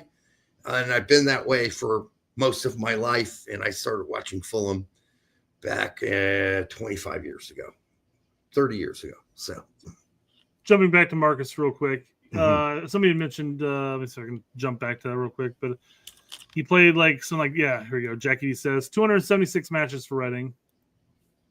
And then after he left in the 2009-2010 season, he ended up playing something along the lines of about 50 some odd matches for Wolves. About 59 overall. Okay. And then, I forgot that part. Apparently he came to Seattle. Played very little there. Remember that. Didn't play that much, but before retiring. Was it the same time that Keller was at Seattle? No. No? Okay, I was going to say. No. that would be hysterical if he moved to Seattle and then they got Keller and he got benched because of Keller again. Yeah, that would be funny, but no, I don't think they were there at the same time. Fair enough. But Hanneman was a really good keeper, but because we had Friedel, Keller, then Howard, he just never got to play for the USMNT. Now we would kill for a Marcus Hanneman right now. We would beg and plead for a Marcus Hanneman. I will take Marcus Hanneman right now. How is hysterical is probably not the best word for this, but how strange is it that you have a premier level goalkeeper that's playing year after year after year in the Premiership that can't get a sniff for the national team? Like, not even bench. I don't even think bench. I mean, how many bench times did he actually make? Because we're so stacked. At the time, we were so stacked. It's so fucked. And I would even take right now the old RSL goalkeeper. Nick Raimondo? I take Nick Raimondo right now. And think of how he'd go toe-to-toe with Breeze for PK stops, man. Breeze made a stop as well, man. And Raimondo was really good with his feet. Yeah. Really good. So he legit was a sweeper keeper. And he was a midget. That's the thing. That's the thing. That's a funny thing. He was a man at a time. If he was in this generation, he'd be a fucking baller for us because the way that he'd be the starter. The way the game is progressing. Yeah. Oh, 100%. Yeah, he'd be the starter right now. Yep. So it is as Larry mentioned, 5'9". It is a shame he was as short as he was, but man, he covered enough for that goal. I called him a midget. That's probably not politically correct, but for a goalkeeper, that's small. Not accurate either. He's about 9 inches bigger than what would be classified as big. I'm 2 inches taller than Nick Raimondo. Yeah. All right. You're 4 inches or 3 inches or whatever taller than him. It's ridiculous. But he covers that goal significantly better than I would have ever done in my prime. Oh yeah, I never played goalkeeper either. I mean, I played a little bit because, finding a goalkeeper is tough. Not talking about when you're growing up playing club soccer, but like when you're an adult. Oh, the goalkeepers don't want to play goalkeeper when they're an adult. They want to go out on the pitch and play. And just sitting there like, well, shit, I'll play goalie. Fuck it, why not? I played goalkeeper when I was 5 for 2 games, and I was bored as hell. Bored. Yeah, so at 5, I would imagine, Derek. Yeah. Did you play 11v11? Yes. Of course, you're fucking bored. Of course, you were bored. That was the dumbest thing in the world. Here's the crazy thing: when I was 5, and this is in Washington State, we had just gotten there from Germany. And we were stationed at Fort Lewis, and just for a year. And we played on a actual real size field with real size goals with 11 5-year-olds on each team. Fucking stupid. I mean, it was stupid. Silly. No positional awareness. It's just 22 herd. Tornado. It's a complete tornado. And I don't think they ever came within 20 yards of my goal for the whole game. Yeah. All the games ended 0-0. Pretty close. Yeah. Pretty close. So dumb. It's so dumb. It was I'm glad things have changed. This is all a midfield tornado. That was all that was the whole game. My daughter in UH right now plays 4v4 with the goalkeeper. So technically it's 5v5, but there's some action in and around the goal and stuff like that. But I mean, even then, it's just a bunch of herd ball moving the ball over here, then it's over here, and then it's over there. And occasionally you get one little breakaway where they dribble the ball right out of bounds because they haven't learned how quite to turn with the ball and shoot on goal. Yeah. There were no breakaways for me for 2 games. Then my dad finally went to the coach and said, Coach Viola, and he became a really good family friend. And Ralphie was one of my childhood friends, his son. And he said, yeah, let's get my son out of goalkeeper. He is bored as fuck out there. So, Yep. Played winger and never looked back. Well, then we went back to Germany, and things got better. They were the U5 smaller fields. 11 there is a bit different, yeah. Half fields instead of full fields, yeah. No, well, I mean, a lot of Europe's changing up how they do the youth and stuff now, where they're doing a lot of less than full field games all the way up through like U16. Like they're going like 9v9s and stuff like that with no goalkeeper. Goals. Yeah. So I went to Germany and played in the smaller fields, and then by the time I got back when I was 9 at Fort Leavenworth for 1 year again in the United States, we were back to playing on full fields. And that time in Germany made me such a good player. Like I played center forward, I was scoring all these goals, and it was really easy compared to playing in Germany against Germans, right? So I was like the star for that 1 year in that league, that U9 league, U10 league in Leavenworth, Kansas. So yeah, it was quite the experience. Well, just going from off my experience here as far as being an adult and coaching, even at the U10 level, now U10 Rec Plus and travel and stuff like that, sure, I understand. But when we're talking about Rec, I really kind of dislike the fact that they're playing 7v7, including goalkeepers, on a okay-ish size field for 7v7. But I'm like, there's so much time that the defense just never sees the ball. When the ball does come to them, 99% of them just hoof the ball forward. I know that's going to come down to the coaches to try to change. But the problem is when you're doing rec and stuff like that, you only have 6 or 7 practices with these kids.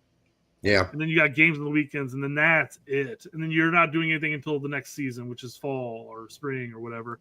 And it's like how little you can actually go into developing the kids the right way in that sense. Yeah, I was watching like 90% of my kids not touch the ball half the time. I remember at 9 in Leavenworth that there was positional play, and it was no longer tornado ball. That's all I remember. I remember people playing positions. That was a breath of fresh air from when I played when I was 5 in the United States. So something had progressed between those 4 years when I came back from Germany, and there was actual positional play. So, anyhow, I was a long time ago. I was playing full field travel as of a third grader. So, I mean, you're looking at 8, 9 years old at that point. But it's also travel, and the players at that point were more athletic. They could actually kick a ball. And then at that point, obviously you have multiple practices a week, you have games, and it's year round, so you can actually work on positional awareness. So, but now they have academy level at U10, and then after that, travel starts. Or I was already 2 years into my travel career at that point. Yeah, we didn't do travel. All this was on the Army base. By the way, people don't realize this. The United States Army doesn't just train in Leavenworth. That's for sort of early officer training. They don't just train Americans. They train the Brits come over, the Germans. Their officers come over for our training. So our teams were multi-international. We had German players, Austrian players, Norwegian players on there. They were all stationed on the same base. So I wasn't just playing against American kids. I was actually playing against mostly foreign players on that base who were their parents were captains and majors and going through the same Leavenworth training that my dad was going through, become an actual at that point, it's to get you to lieutenant colonel eventually. So, yeah, it was an international experience, and I know my dad played on a team on the base, and he had Pakistanis on his team, and at the time, still Iranians, I believe, before the overthrow of the Shah. So it was completely international. It was crazy, but it was great because you got like the international flavor on that base of all the different countries that send their officers to our country for military training. So very tactical training there, by the way. Yeah, like this big, they would do replay major battles of history like Cannae and Waterloo and World War II. They'd have all these tiny little models on the board. I got to go once with my dad to one of these things, and I think it was Cannae they were redoing. He had like 4 players on each side, and they were just kind of going through the historical strategy and how strategy has worked over history. Very fun. And that got me into history big time back then. Anyhow. Right. Robin mentions when I was 8 years old, I was playing full pitch, belting the ball forward. That's why British football development was shit for years. It doesn't incentivize technical football. Same issue we had because you know why? You know why it happened the same way in the United States? It's because we had a bunch of Brits come over and take control of like all the clubs around the United States. Yeah. If you had a foreign accent, whether it be run our club, even the Irish, you had an Irish accent, you got it. Scottish, didn't matter. Scottish, Irish, English, Welsh, German. Not as many Germans, unfortunately, but yeah, that's why we were belters too for a long time. Yep. Sit back, quick counters. All right. So quick jumping back to Georgi Mihailovic because it is the launching pad into where I want to go next. Okay. Friend of the show and Miami Dolphins podcaster. Yes. Chambers WI also goes by his actual name Brett. Says, hear me out. Georgia was sent off to Toronto for $8 million. Parma has not closed on Gio. The Rapids are the island of misfit toys for U.S. men's national team players. He says hashtag I love chaos. So there were all these reports earlier that, okay, Parma sold one of their bigger players for, I think it was $3 million. And now they were going to be able to close the gap on the deal for Reyna. It was some. They sold some, I think that's how you pronounce it. Yes. But apparently they've sold upwards of about $40 million worth of players this summer. But I think what they're saying to Dortmund is, you got to be kidding me what you're asking for. You got to be kidding me. Have you looked at what you've done with this player and how injured this player has been for 3 years? And you want us to pay that? You got to go fuck yourself. Here's the thing. Parma's the best, as far as we know, what's being reported.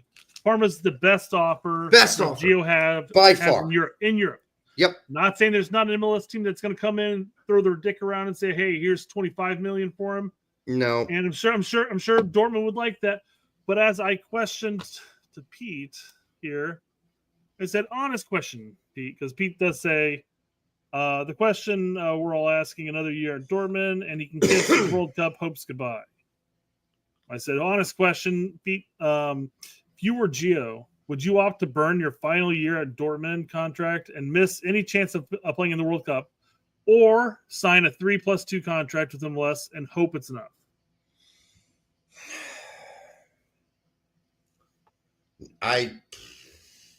Because he's turning 23 in about 2.5 months. He's in November, I think. 3 months. He's turning 23. So let's assume he signs for 3+2 in MLS. You're looking at a minimum of like 4 years. MLS is going to ride that out. And he's not going to have an opportunity to go back to Europe until like 26, 27, more like 27. And at that point, is Europe really going to be looking? I honestly feel if he signs with MLS, he's going to become an MLS DP player for life or a journeyman. Yeah, even Tony Miola's against that, though. He's like, no, play in Europe, find a club. But Dortmund are making it really difficult for that to happen. Well, that's why I posed it like this. Would you burn the last year of your contract with Dortmund? It's not up to him. Well, no, it is. No, it isn't. Not up to him. What's not up to him? Dortmund are the blockade here, not Reyna. No. My point being, let's say Parma says, fuck off Dortmund, we're done. And his only options are going to MLS or staying at Dortmund at this point. You're assuming an MLS team will be able to pay the fee. That's hypothetical. That's hypothetical, yes. Okay, well then go to MLS, I guess, but you'll never go back. I'll burn a year at Dortmund. I'll miss the World Cup 2026 and move on. I mean, you got time, I guess. Yeah, he's 23 right now. He'll be 24. He'll be 28 by the next World Cup. 32 by the one following it.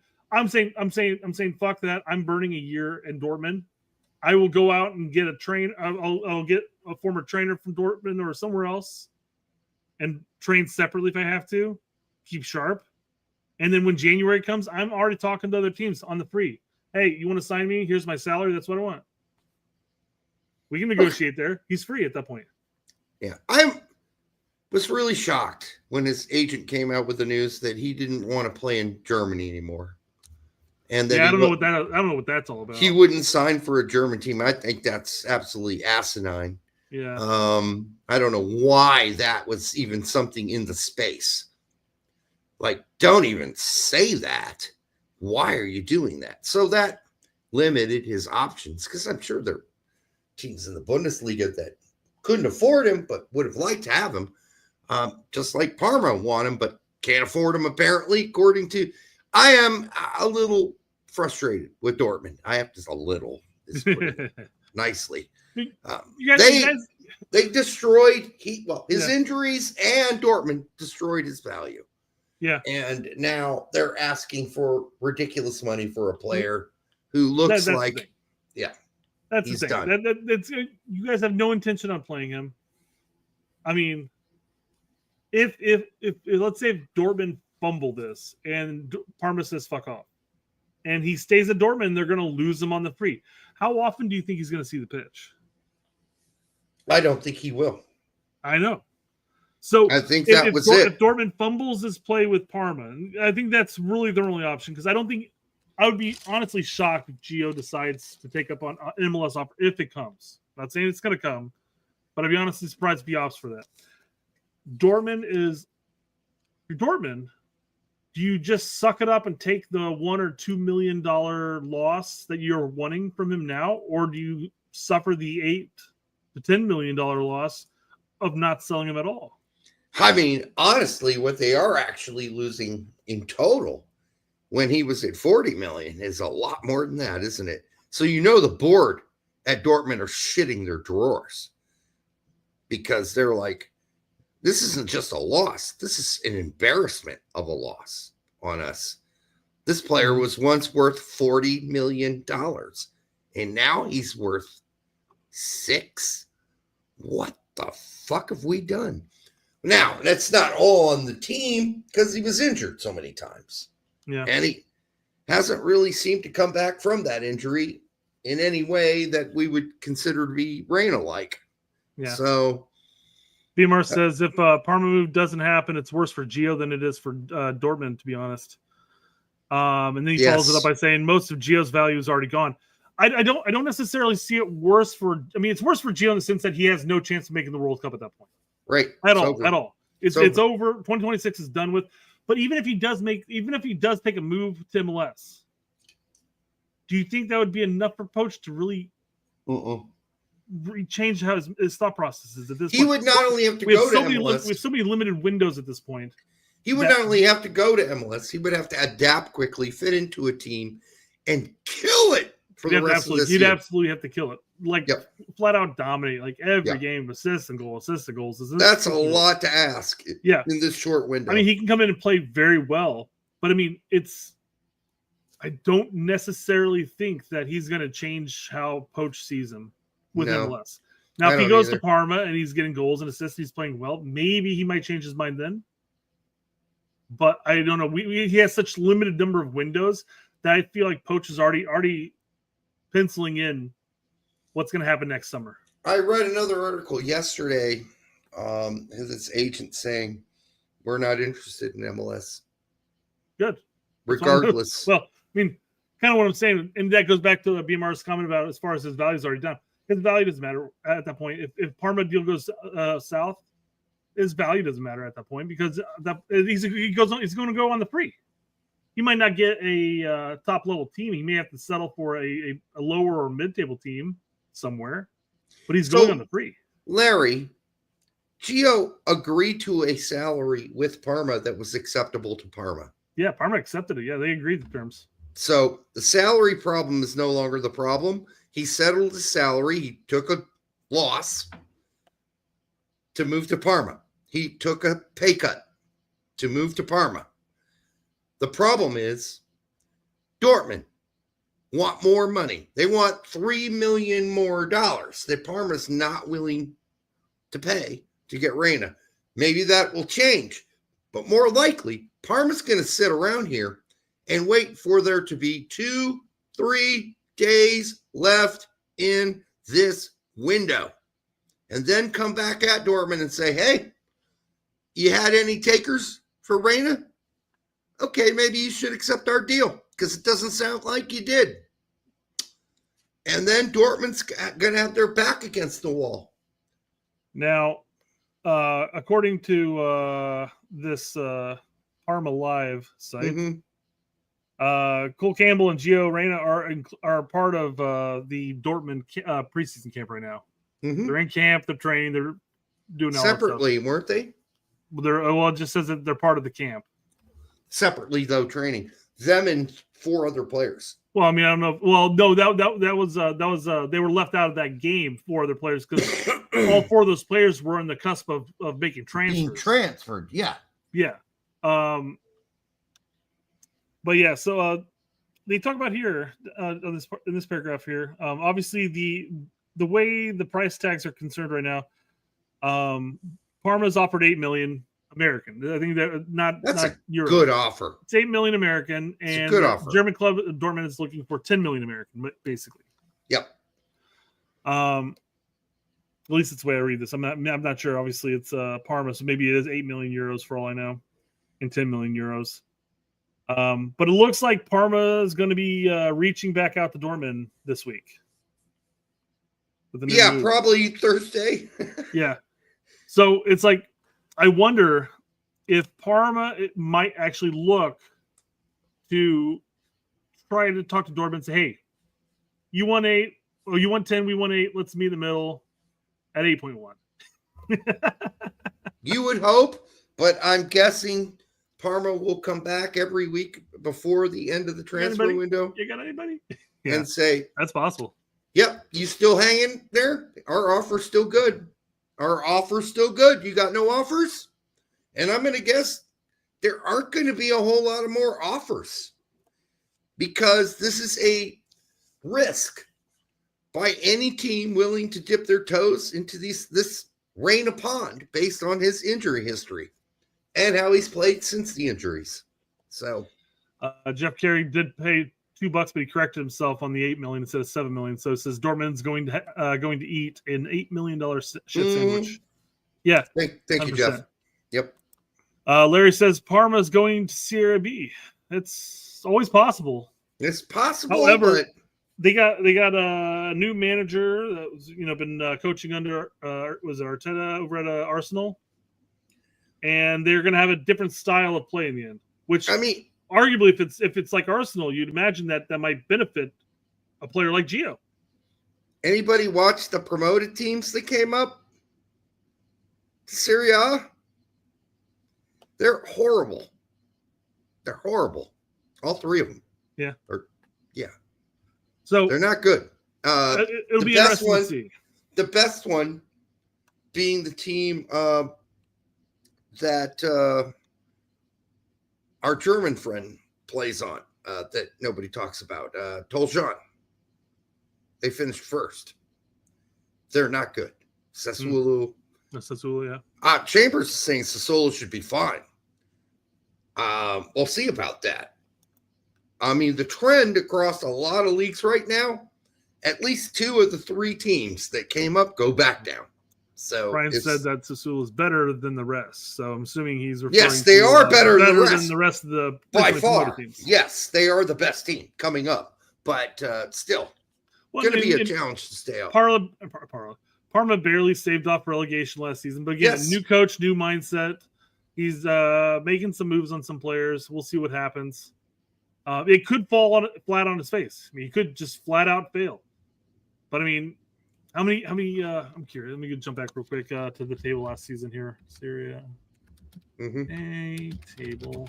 Oh, by the way, while Brett's doing that, for the 320 of you here now on X and Twitter, make sure you like, subscribe, share it with your grandma, and lean over and give your stepsister a kiss on the cheek from us. Okay, so here's the table. Parma at 36 points. So I mean, looks like whatever. Empoli had 31, which is the bottom, or the top of the bottom. Yeah, I mean, that's 5 points. It's definitely doable even with the current team of Parma. I mean, let alone the change. Now, again, it's always possible that they flame and sock it up this season. Can we look up the 3 teams that are coming back up? Oh yeah, hold on. Promoted. So we already know about Sassuolo, and we know that they have some quality players. Como. No. Oh. Yes, they just got promoted. Yeah. Yeah, they're going back. They're going to go back down. Is it this team as well? Cremonese. They're the ones, aren't they? Yeah, I'm surprised if they survive. Wait, there's Pisa. Yeah. Like this isn't really. Let's just go to Serie B. Yeah, this isn't telling us who came up. No, it's not. But I was hoping that we could look at the league and verify. Yeah. All right, there it is. Oh no, the playoffs. That's right. So Pisa and Sassuolo, then it's Cremonese. Yeah. Yeah, I'd be really surprised if Pisa and Cremonese stay up. Oh, it's Como up. Okay, I guess Como was in the league already. Yeah, Zachary Bitchnik. Yeah, that's right. Como was already up. Yeah, but they're yeah, we'll see how that works out for them too. They're one of those teams that are kind of like, yeah. We'll see if they survive next year too, because the way these things work, the smaller teams like Como, every year's a battle, and even though they were good enough to survive last year, are they going to be good enough to survive next year? How much money are they going to spend during this transfer window? What players are they bringing in?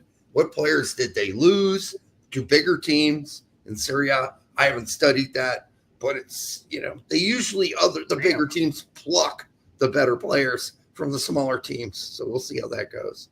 Apparently, Como spent over 100 million in the transfer market. One of the teams in Italy, apparently. Who is the owner? I don't know much about Como at all. Yeah. Wow. Shocker. Okay. As a USMNT, we trust you guys. We trust you guys. If that's what you're telling us, I'm no expert on Como. I can tell you that. So as USMNT's national team burner said here, Parma sold nearly about $40 million worth of players this summer. It is possible that they may come back to Dortmund and just meet them at the 10 million because they may be in need of attacking players and maybe they just need to accept it. I don't know. They'll wait. They'll bide their time. They'll check in once weekly. That's what they'll do. I mean, I guess the concern would be at that point is if you sold off some offensive players and you're holding out ultimately for $2 million roughly worth of for Gio, and you really sit on Gio and you don't get anybody else. I mean, it's gonna hurt you in the end, I imagine. So when was Como bought by this multi-billionaire? Like, I don't know their story. Now I'm kind of curious. I got to go look this up after the show. Because this is another, Cinderella story. I love those. So if that's the case, we'll see. Bob's your uncle says Parma's going to sell Leone for $40 million. God, sounds like they're giving up all their best players. All right. Well, either way, Reyna's got to get the fuck out of Dortmund, and Parma are going to basically sit. Maybe they'll compromise and come to some middle. We'll see what happens there. But right now, no deal is done. Like the article said, Parma is set to reach out to Dortmund again this week. And by the way, just for anybody wondering, is this where I go into Yanks Abroad real quick? No, not just yet. We're almost there. Holy shit. Are you kidding me? All right. Yeah. All right. Lund, yes. Lund to Kern or Cologne. Kern. Yeah. Apparently the deal's done. Loan with an option to buy. This is good for Lund. It's going to get him a little bit more shine. Yeah. A little bit more, like, he'll be out playing in the Bundesliga on a promoted team that's going to be fighting dearly for survival next season. So we'll see how that works out, but it's going to give him a little bit more exposure to the rest of Europe. So we'll see how this works. It's just crazy. He's what is it? Palermo, right? Yep. Yeah. He's in there. They failed relegation. They failed promotion 2 years running. Yep. And all of a sudden, a recently promoted Bundesliga team. So you're moving up in leagues, not only just second division and first division, but Italy to Germany. Yep. I don't want to say failing upward, but kinda. Especially since for early in the season, long stretches, he wasn't a locked-in starter. Yeah. Right? At all. So Tolkien played this weekend too. We'll get to that. Yeah. We're up. I think this is gonna be the last transfer news here. Nope. Yeah. Last one. So yeah, the apparently the deal has been verbally agreed between Way Marseille. Loan fee with a $14 million option to buy, $3 million add-on sell-on clause. Yeah, he didn't dress, so this must be going through. Yeah, I think it must be. And if Fabrizio's saying it, then it's true. So good for Weah. Should have a lot of opportunities to play there. We'll see. DK injured again. It's the summer. It's a summer thing. It's a silly season. DK is always going to get injured. I mean, this kid, I mean, as much as I feel bad for him, I feel bad for West Brom fans too. You have a very promising, well-built striker that's going to bag goals. He's bagged goals in the championship. This is getting constantly gets injured. This is getting to what's his face standards. O'Brien? No. Gott. This is getting to Josh Gott standards. I think Gott's played significantly more minutes, even though he's been injured almost as much. As well as Bacon standards. Yeah, Bacon had his dancer hip issue. I mean, and he was never supposed to recover from that, but they figured something out.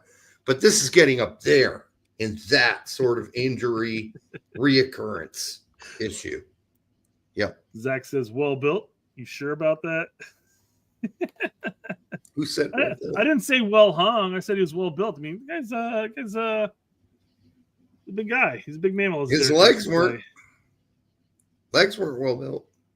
Well, that's fair. I'm referring to physique and generally, maybe he missed out on some mobility days and need to work on. He's got spaghetti tendons as well as other issues. So I feel bad for this guy. He's a really super good guy. Nice guy. I've heard nothing but really nice things about Daryl DK. His posts are always great on Twitter and otherwhere. I mean, he's just a great person. And I hopefully, he works this out. Maybe more yoga classes. That's what we're saying. Well, not even yoga, just mobility training in general. Instead of hitting the weights. I mean, don't get me wrong. Having a stronger physique is fine. Not super strong. Like even Josie's physique was a bit much, quite frankly. For he's a target striker, sure, but working on doing some mobility classes and training. I think that's what we're failing as a country. How many times do we have to report Yanks abroad and you're like, oh, this guy's injured. Well, this guy. Oh my God, our Yanks abroad reports were just riddled with injuries. Yeah, we went out to the field to kick a ball, but we did not stretch or do any mobility workout. So it's just it's a glaring hole in our game, along with goalkeeping apparently. And there was a guy who came out who played in Europe. Who talked about that? The former Scottish, he played in Scotland, played in Greece. Can't remember his name right now. And boy, he did a whole section on that. We played on this show about, we don't train right. Like we're focused on the wrong things here in America. So you come in big and bulky, and yet you get injured constantly because that's not what you should be training for. Yes, some of that. You do need to increase muscle mass, but not to the extent that they accentuate in the United States. In Europe, it's all about flexibility. It's Joe. Joe Effort. Thank you. Yeah. I remember that video now. Yeah. Yep. And he's saying we do it all wrong here. In Europe, they emphasize flexibility and they do yoga and training that prepares you to be flexible, right? Mm-hmm. No, not here. Just be big, baby. Be really big. Yeah. Yeah. So, I mean, that's what we got to work on moving forward. We got to do something like that. This is just nuts. Yeah. Jeff Carey wants us to ride in his van. I think I'll let you do that first, Brett. Sweet. I'll let you test it out. All right, I've got a couple of players that are on the Yanks Abroad report, I'm sure, but I wanted to pull up some articles here or posts about it. So this is about Johnny Cardoso and his time against game against Porto. And these quotes are fans from Atletico Madrid. That's nice. It's been a long time since Atletico had such a complete midfielder like Johnny. I think Cardoso is a fantastic midfielder. The only thing from the game against Porto, the only good thing from the game against Porto has been Johnny. He was great. So that's great to hear.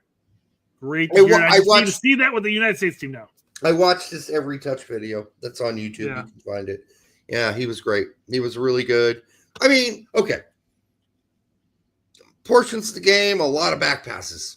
But okay. No, most of them made sense. And sideways passes. But then some switching field passes too. he's looking like he's just melding right into their lineup. Well, yeah, and I want to iterate or talk about the whole back passes thing, because every time I mention that there's so many back passes in the U.S. men's national team game, Colin talks about how back passes are a big part of the game of maintaining possession and Well, they changing can be. Like, absolutely, yeah, 100%.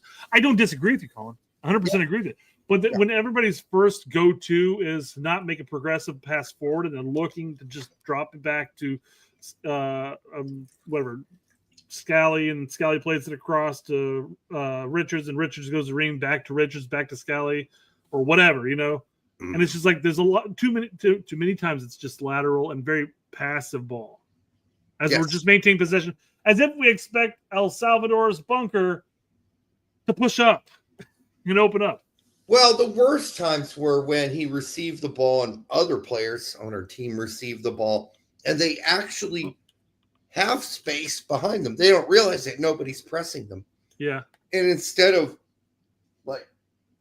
somebody either yelling to them, you have space, which you can do as a teammate. You have space. You have space. You have time. It's an immediate pass backwards or sideways. And instead of getting the ball, looking over your shoulder and making a turn because nobody's coming at you. Yeah, I mean, that's got to change. It's got to change. Well, and another thing to also consider when we're talking about these backwards and lateral passes, the safe ball, is the lack of movement moving forward the attack. Yeah. So, I mean, when I sit here and bag on, oh my God, there's so many back passes and lateral passes. Well, sometimes that's the only thing that's available to you. And you know what? You look up there and you see Patrick being marked by two center backs. Luna's like 50 yards across the pitch. Sometimes you just got to play backwards. Yep. By the way, if you haven't seen these are our shirts. We got a link down below, I believe. No. And YouTube, what?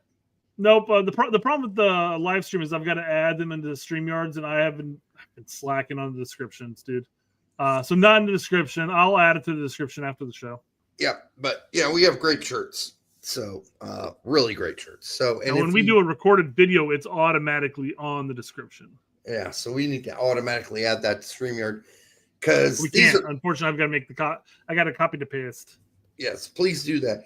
Yeah, these are great shirts. This one I've had for about 3 years, and it's the same as it was, and it's been through at least 50 washes. So, it's high quality shirt. Anyhow, we don't really promote our material at all. We're horrible at that. Absolutely horrible. Yes. All eyes on Ricardo Pepi as the New Eredivisie season kicks off after 2 seasons. In the shadows of Luke de Jong, the American striker is now set to lead the line for PSV with an incredible 1.5 goals per 90 minutes last season. Can Pepi So, I saw some posts. I saw Pete's post, kind of weird. Playa started the Super League game. Okay, well, is it weird? No. Well, Pepi did come in for the game.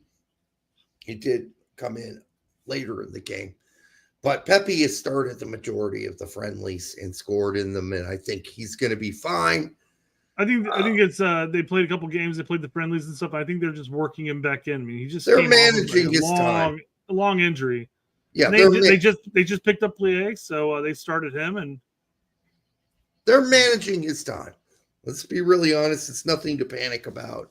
I do believe in the first game of the season he will start. So I don't think we need to worry about that. Did they just play the Go Ahead Eagles in the first game? Wasn't the first game? No, that was Super League. Oh. That was the Cup champion versus the League champion. Yeah. Okay. Yeah. All right, cool. As of last season, Pepi ranked top of the league with the number of goals per 90 minutes. Super Cup, my bad. What did I say? Super League? Something like that, yeah. Super Cup. I think, yes, they did start player, but if you look at most of the friendlies leading up here, Pepi started some of those games, and I think he'll be fine. I think he is the designated starter. So no panic necessary yet. Mm-hmm. All right. So let's see when the matches are starting up this Friday. Yep. Let's see. PSV plays Saturday at 3 p.m. Yep. Let's see. Do they got a projected lineup? They do. No, they don't. Never mind. I would expect Pepe to start that game. Yeah. All right. And then last one I've gotten, and you can go over your list. Matthew Hoppy. He scored. He scored. And he came off the bench to do it. Woo! And helped them win that game. And it was a regular season game. So not even a friendly or a fuck around game. So Hoppy's back, I think. We'll see. We'll see how that goes. Sander Jeski playing again? Denmark. I mean, I could have made a guess.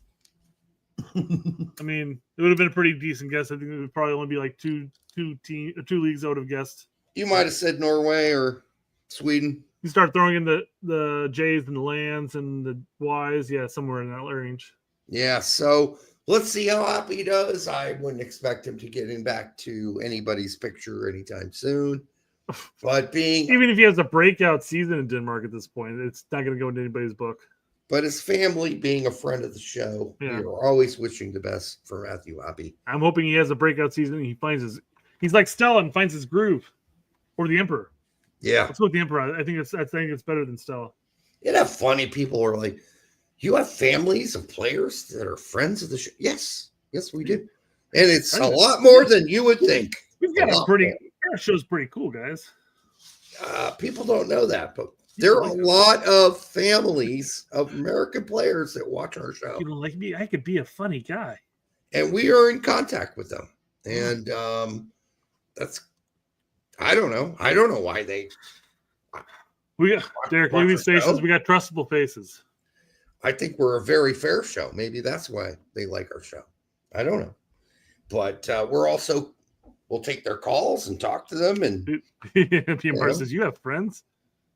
Yeah, one or two. Yeah, I mean, we have more friends than most people think we do. As a bottom of the basement media show, right? Bottom of the basement, right? We don't know anything. Below the basement. Hilarious. And guess what? We got a lot of friends in the media too. So it's not, people don't realize this, but you know, a lot of journalists who cover U.S. soccer don't hate us. Okay. They just don't. Some of them we've known for a long time, and other ones who are newer don't mind our way of covering the game. Now, anyhow. All right, so we'll get to real quick, just an English question for you.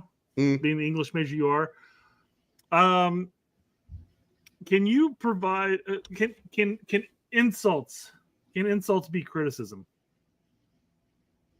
Depends, but yes. Okay, I wanted to pull something up real quick here. Insults can be criticism. So Colin had asked Grok, because my big thing was like this is Marcelo Balboa was talking about how we as pundits and fans, sometimes we cross the line. And I said, basically I said, hey, if we're going to be a serious, sporting nation here, we've got to accept the fact that there are going to be people who are going to throw out insults and mockery as far as criticism is concerned. So Colin looked up and asked Grok if insults can be criticism. Oh, insults is calling somebody an asshole. Well, I mean, saying like, jumping on to Georgia at this point, not saying that I'm using Georgia as an example here. Oh, no. Patrick Agyemang sucks. Let's just say that. Somebody says that. No, it's not. That's just an insult. It's not funny. It's not. Criticism doesn't have to be funny. In fact, criticism doesn't matter. Is not funny at all. That's very crummy criticism. Oh, no. Well, there you go. You just said it's still criticism. You just said it's crummy, though. It's not good.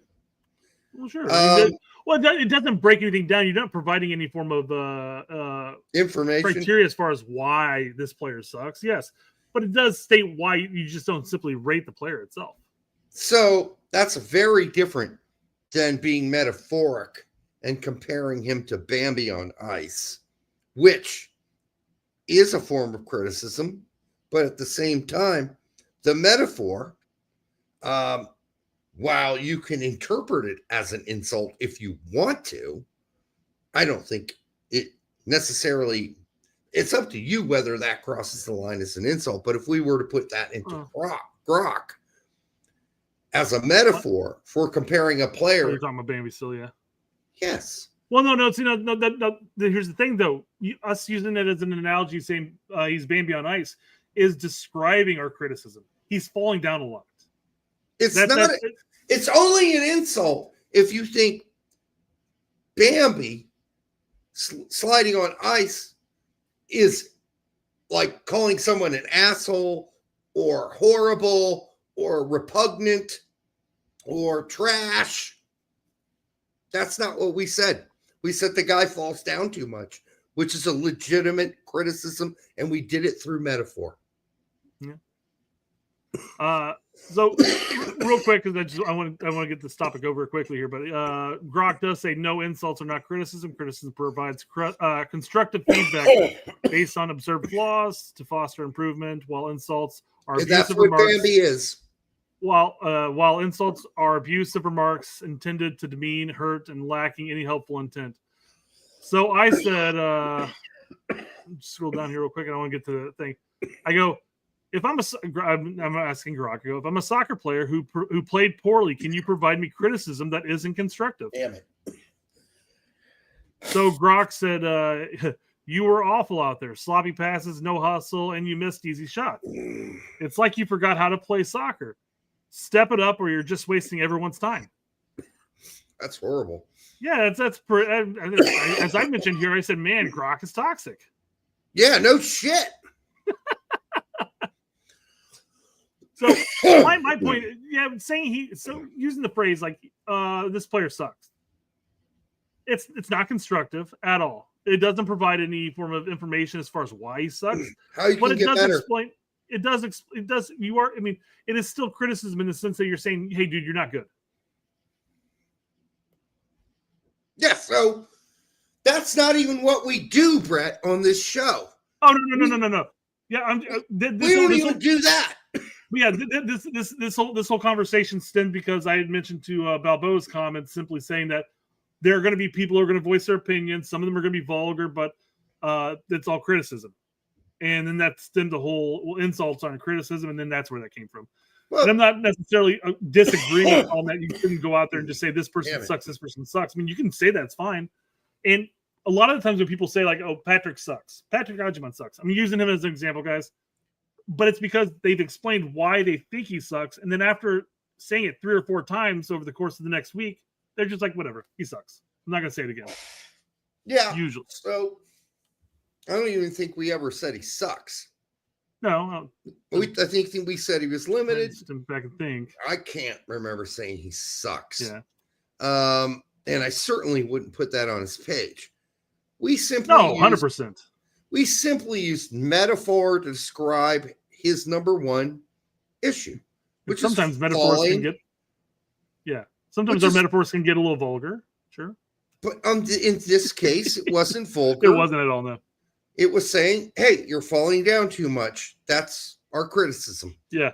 And using the metaphor of Bambi on ice, whatever. So that's not I guess it could be considered an insult, but it is a metaphor that is specific to his number one issue as a player who is 6'2", 6'3", whatever, 4, whatever the fuck he is. He's a large mammal who falls down a lot. So overall, I don't police people's opinions or what they say on Twitter. I mean, we say like, hey, don't go to their page and post this shit. But if you want to post it on your own page, I don't give a fuck. Seriously.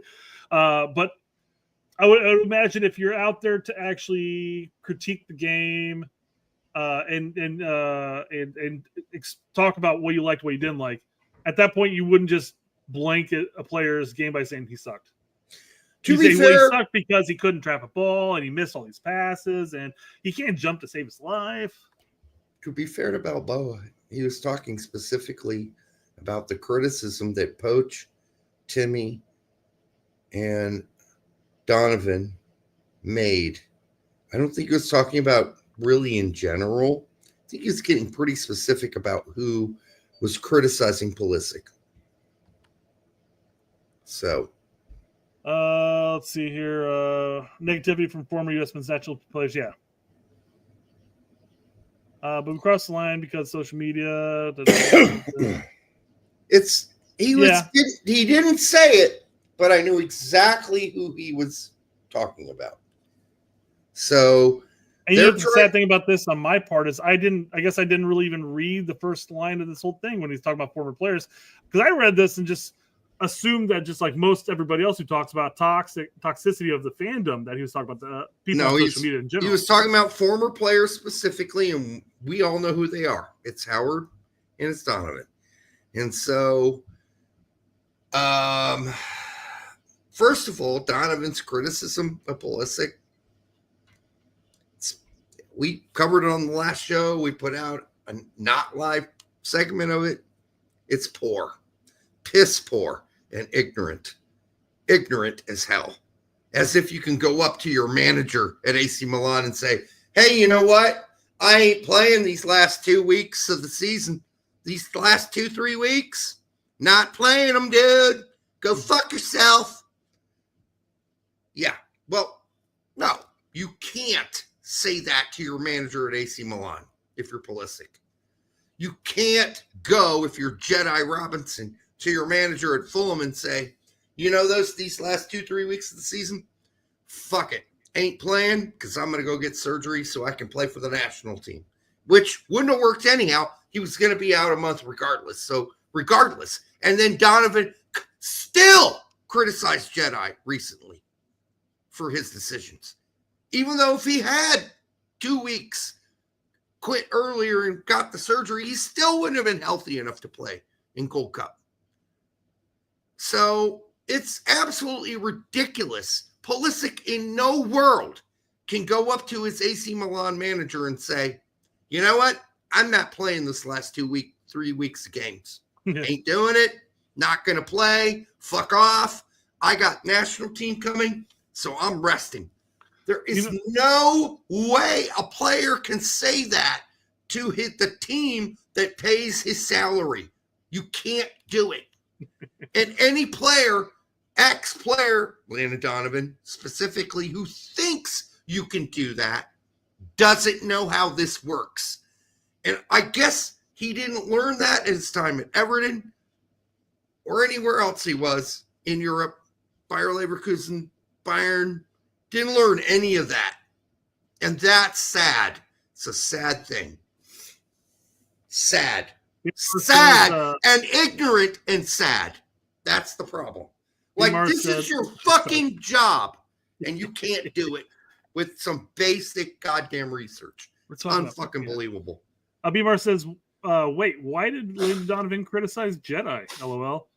He basically said that that Jedi, well, he's talking about Pulisic, and he lumped Jedi into it. He did. Just taking the 3 to 4 weeks off before the season ended, because it's not like they're playing for Champions League or anything like that. And they should have took that time off and rested before the Gold Cup.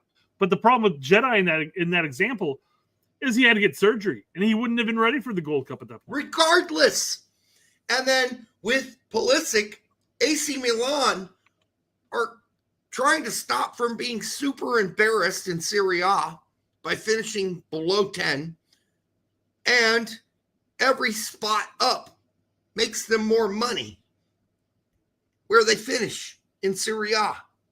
So you think they're going to take the player that's been the most productive player on the team and say, oh, yeah, fine. Hey, Christian, yeah, go ahead. Don't play the last 2 or 3 weeks of the season. We're completely cool.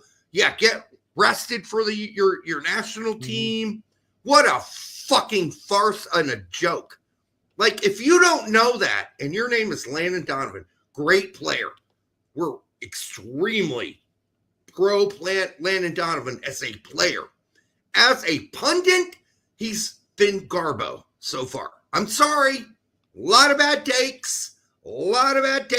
and stubborn when corrected, didn't fix his takes, goes on the Cooligans, and again repeats the same bullshit. Like he hasn't even had time from his comments 2 weeks before to go do some basic fucking research. You think Pulisic can go to his AC Milan manager and say, hey, yeah, dude, yeah, I know you want to play me for these last 3 games. Fuck you. I ain't playing. Fuck you. I'm taking a break for my national team. Go fuck off. No, he can't do that. It's a joke. It's a fucking joke. Learn. Do some research, dude. Wanted to bring this up, and I'm not worried about the last part, but Nathan says Landon sounds like Eeyore.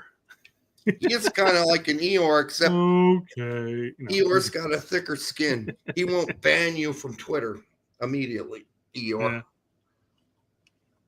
Yeah. Eeyore just wants friends at that point. So depressed.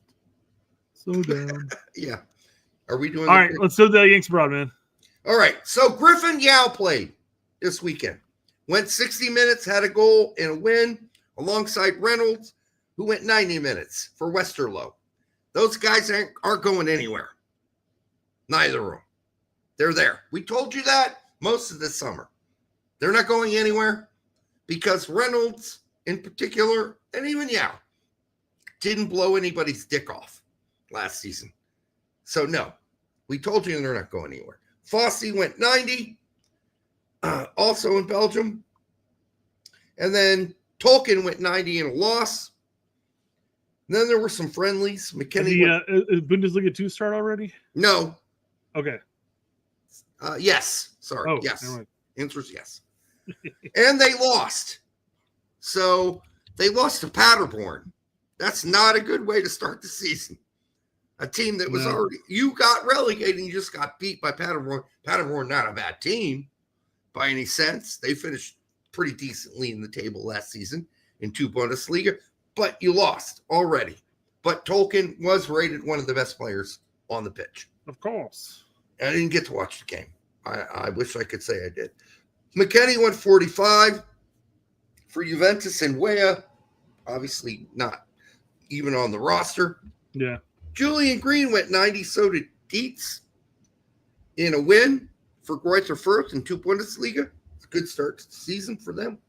However, even Johan Gomez went 30 minutes in a win for Braunschweig.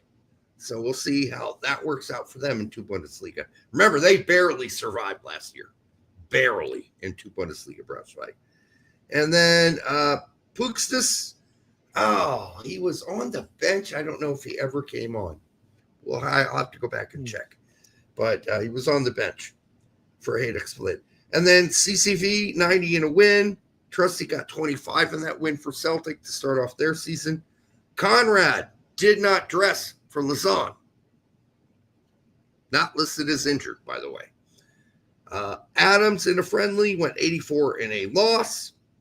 Henri Chase, not ready to dress, apparently, for Salzburg. Hoppy went 30 minutes and a goal in a win for Sonderjiski. Sargent got a goal in the friendly. So, yeah, if everybody wants to know what Sargent's doing, and I've been getting these messages in private and in public, well, what's the plan? What's the plan? This is the plan. You're watching it. It's not going anywhere. No. All right. And then next season. Maybe. Brett. Whenever his wife's not pregnant again. Well, people don't understand. Not only does he have a child who is 3 years old, his wife is full-blown pregnant. Full-blown. They're not going anywhere. And so everybody criticizing him for not wanting to uproot his whole family while his wife is super preggo. Come on. Give him a break. And, it's not like I didn't already tell you that Sargent knows that career-wise, the move to the Bundesliga was the best move he could have made at the time. He knows that. He's not stupid. He knows it. He knows it's an opportunity lost. But when you got a prego wife, big time, and a 3-year-old, a family conversation happens. Let's just stay here until the new baby's born. Maybe has a year. I got my doctor down the street. We move now. I've got to find a new doctor, or maybe I stay here until baby's born, and that's going to be an issue. And yeah. So, Pepe, 30 minutes after. Well, he didn't come in for player. He came in for a wide player. So, Dest, 90 minutes and a goal. Boy, this guy's hot. Dest is back, baby. He's back to Dest, the Dest we need. And then other friendlies, Paxton Aronson went 45 for Frankfurt. Chandler in the same game actually got to play. He played 11 minutes. And then finally, for Frankfurt, Brown did not dress. It did not say why. But last show we talked about how he had an injury. I think Timmy mentioned that. Yeah, it's not a big one, but yeah, he didn't dress. And then that's all we got right now. So I think we're about done with this show. We are done. It lasted 2.5 hours on a show that I literally had to ask you at 5:30, 6 o'clock. I'm like, I know.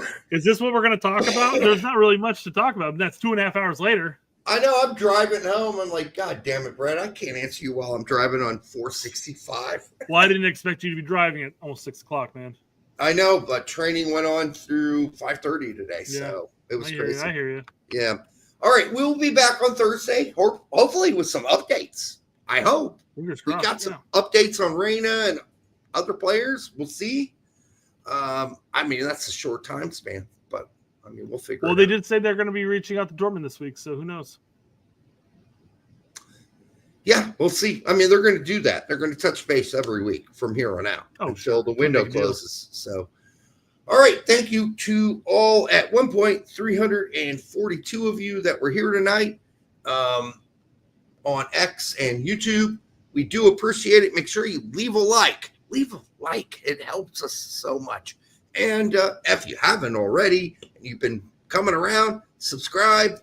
That's helping. I know the numbers have been going up. We do appreciate that. So do that too. And we'll be back on Thursday. Until then, good night.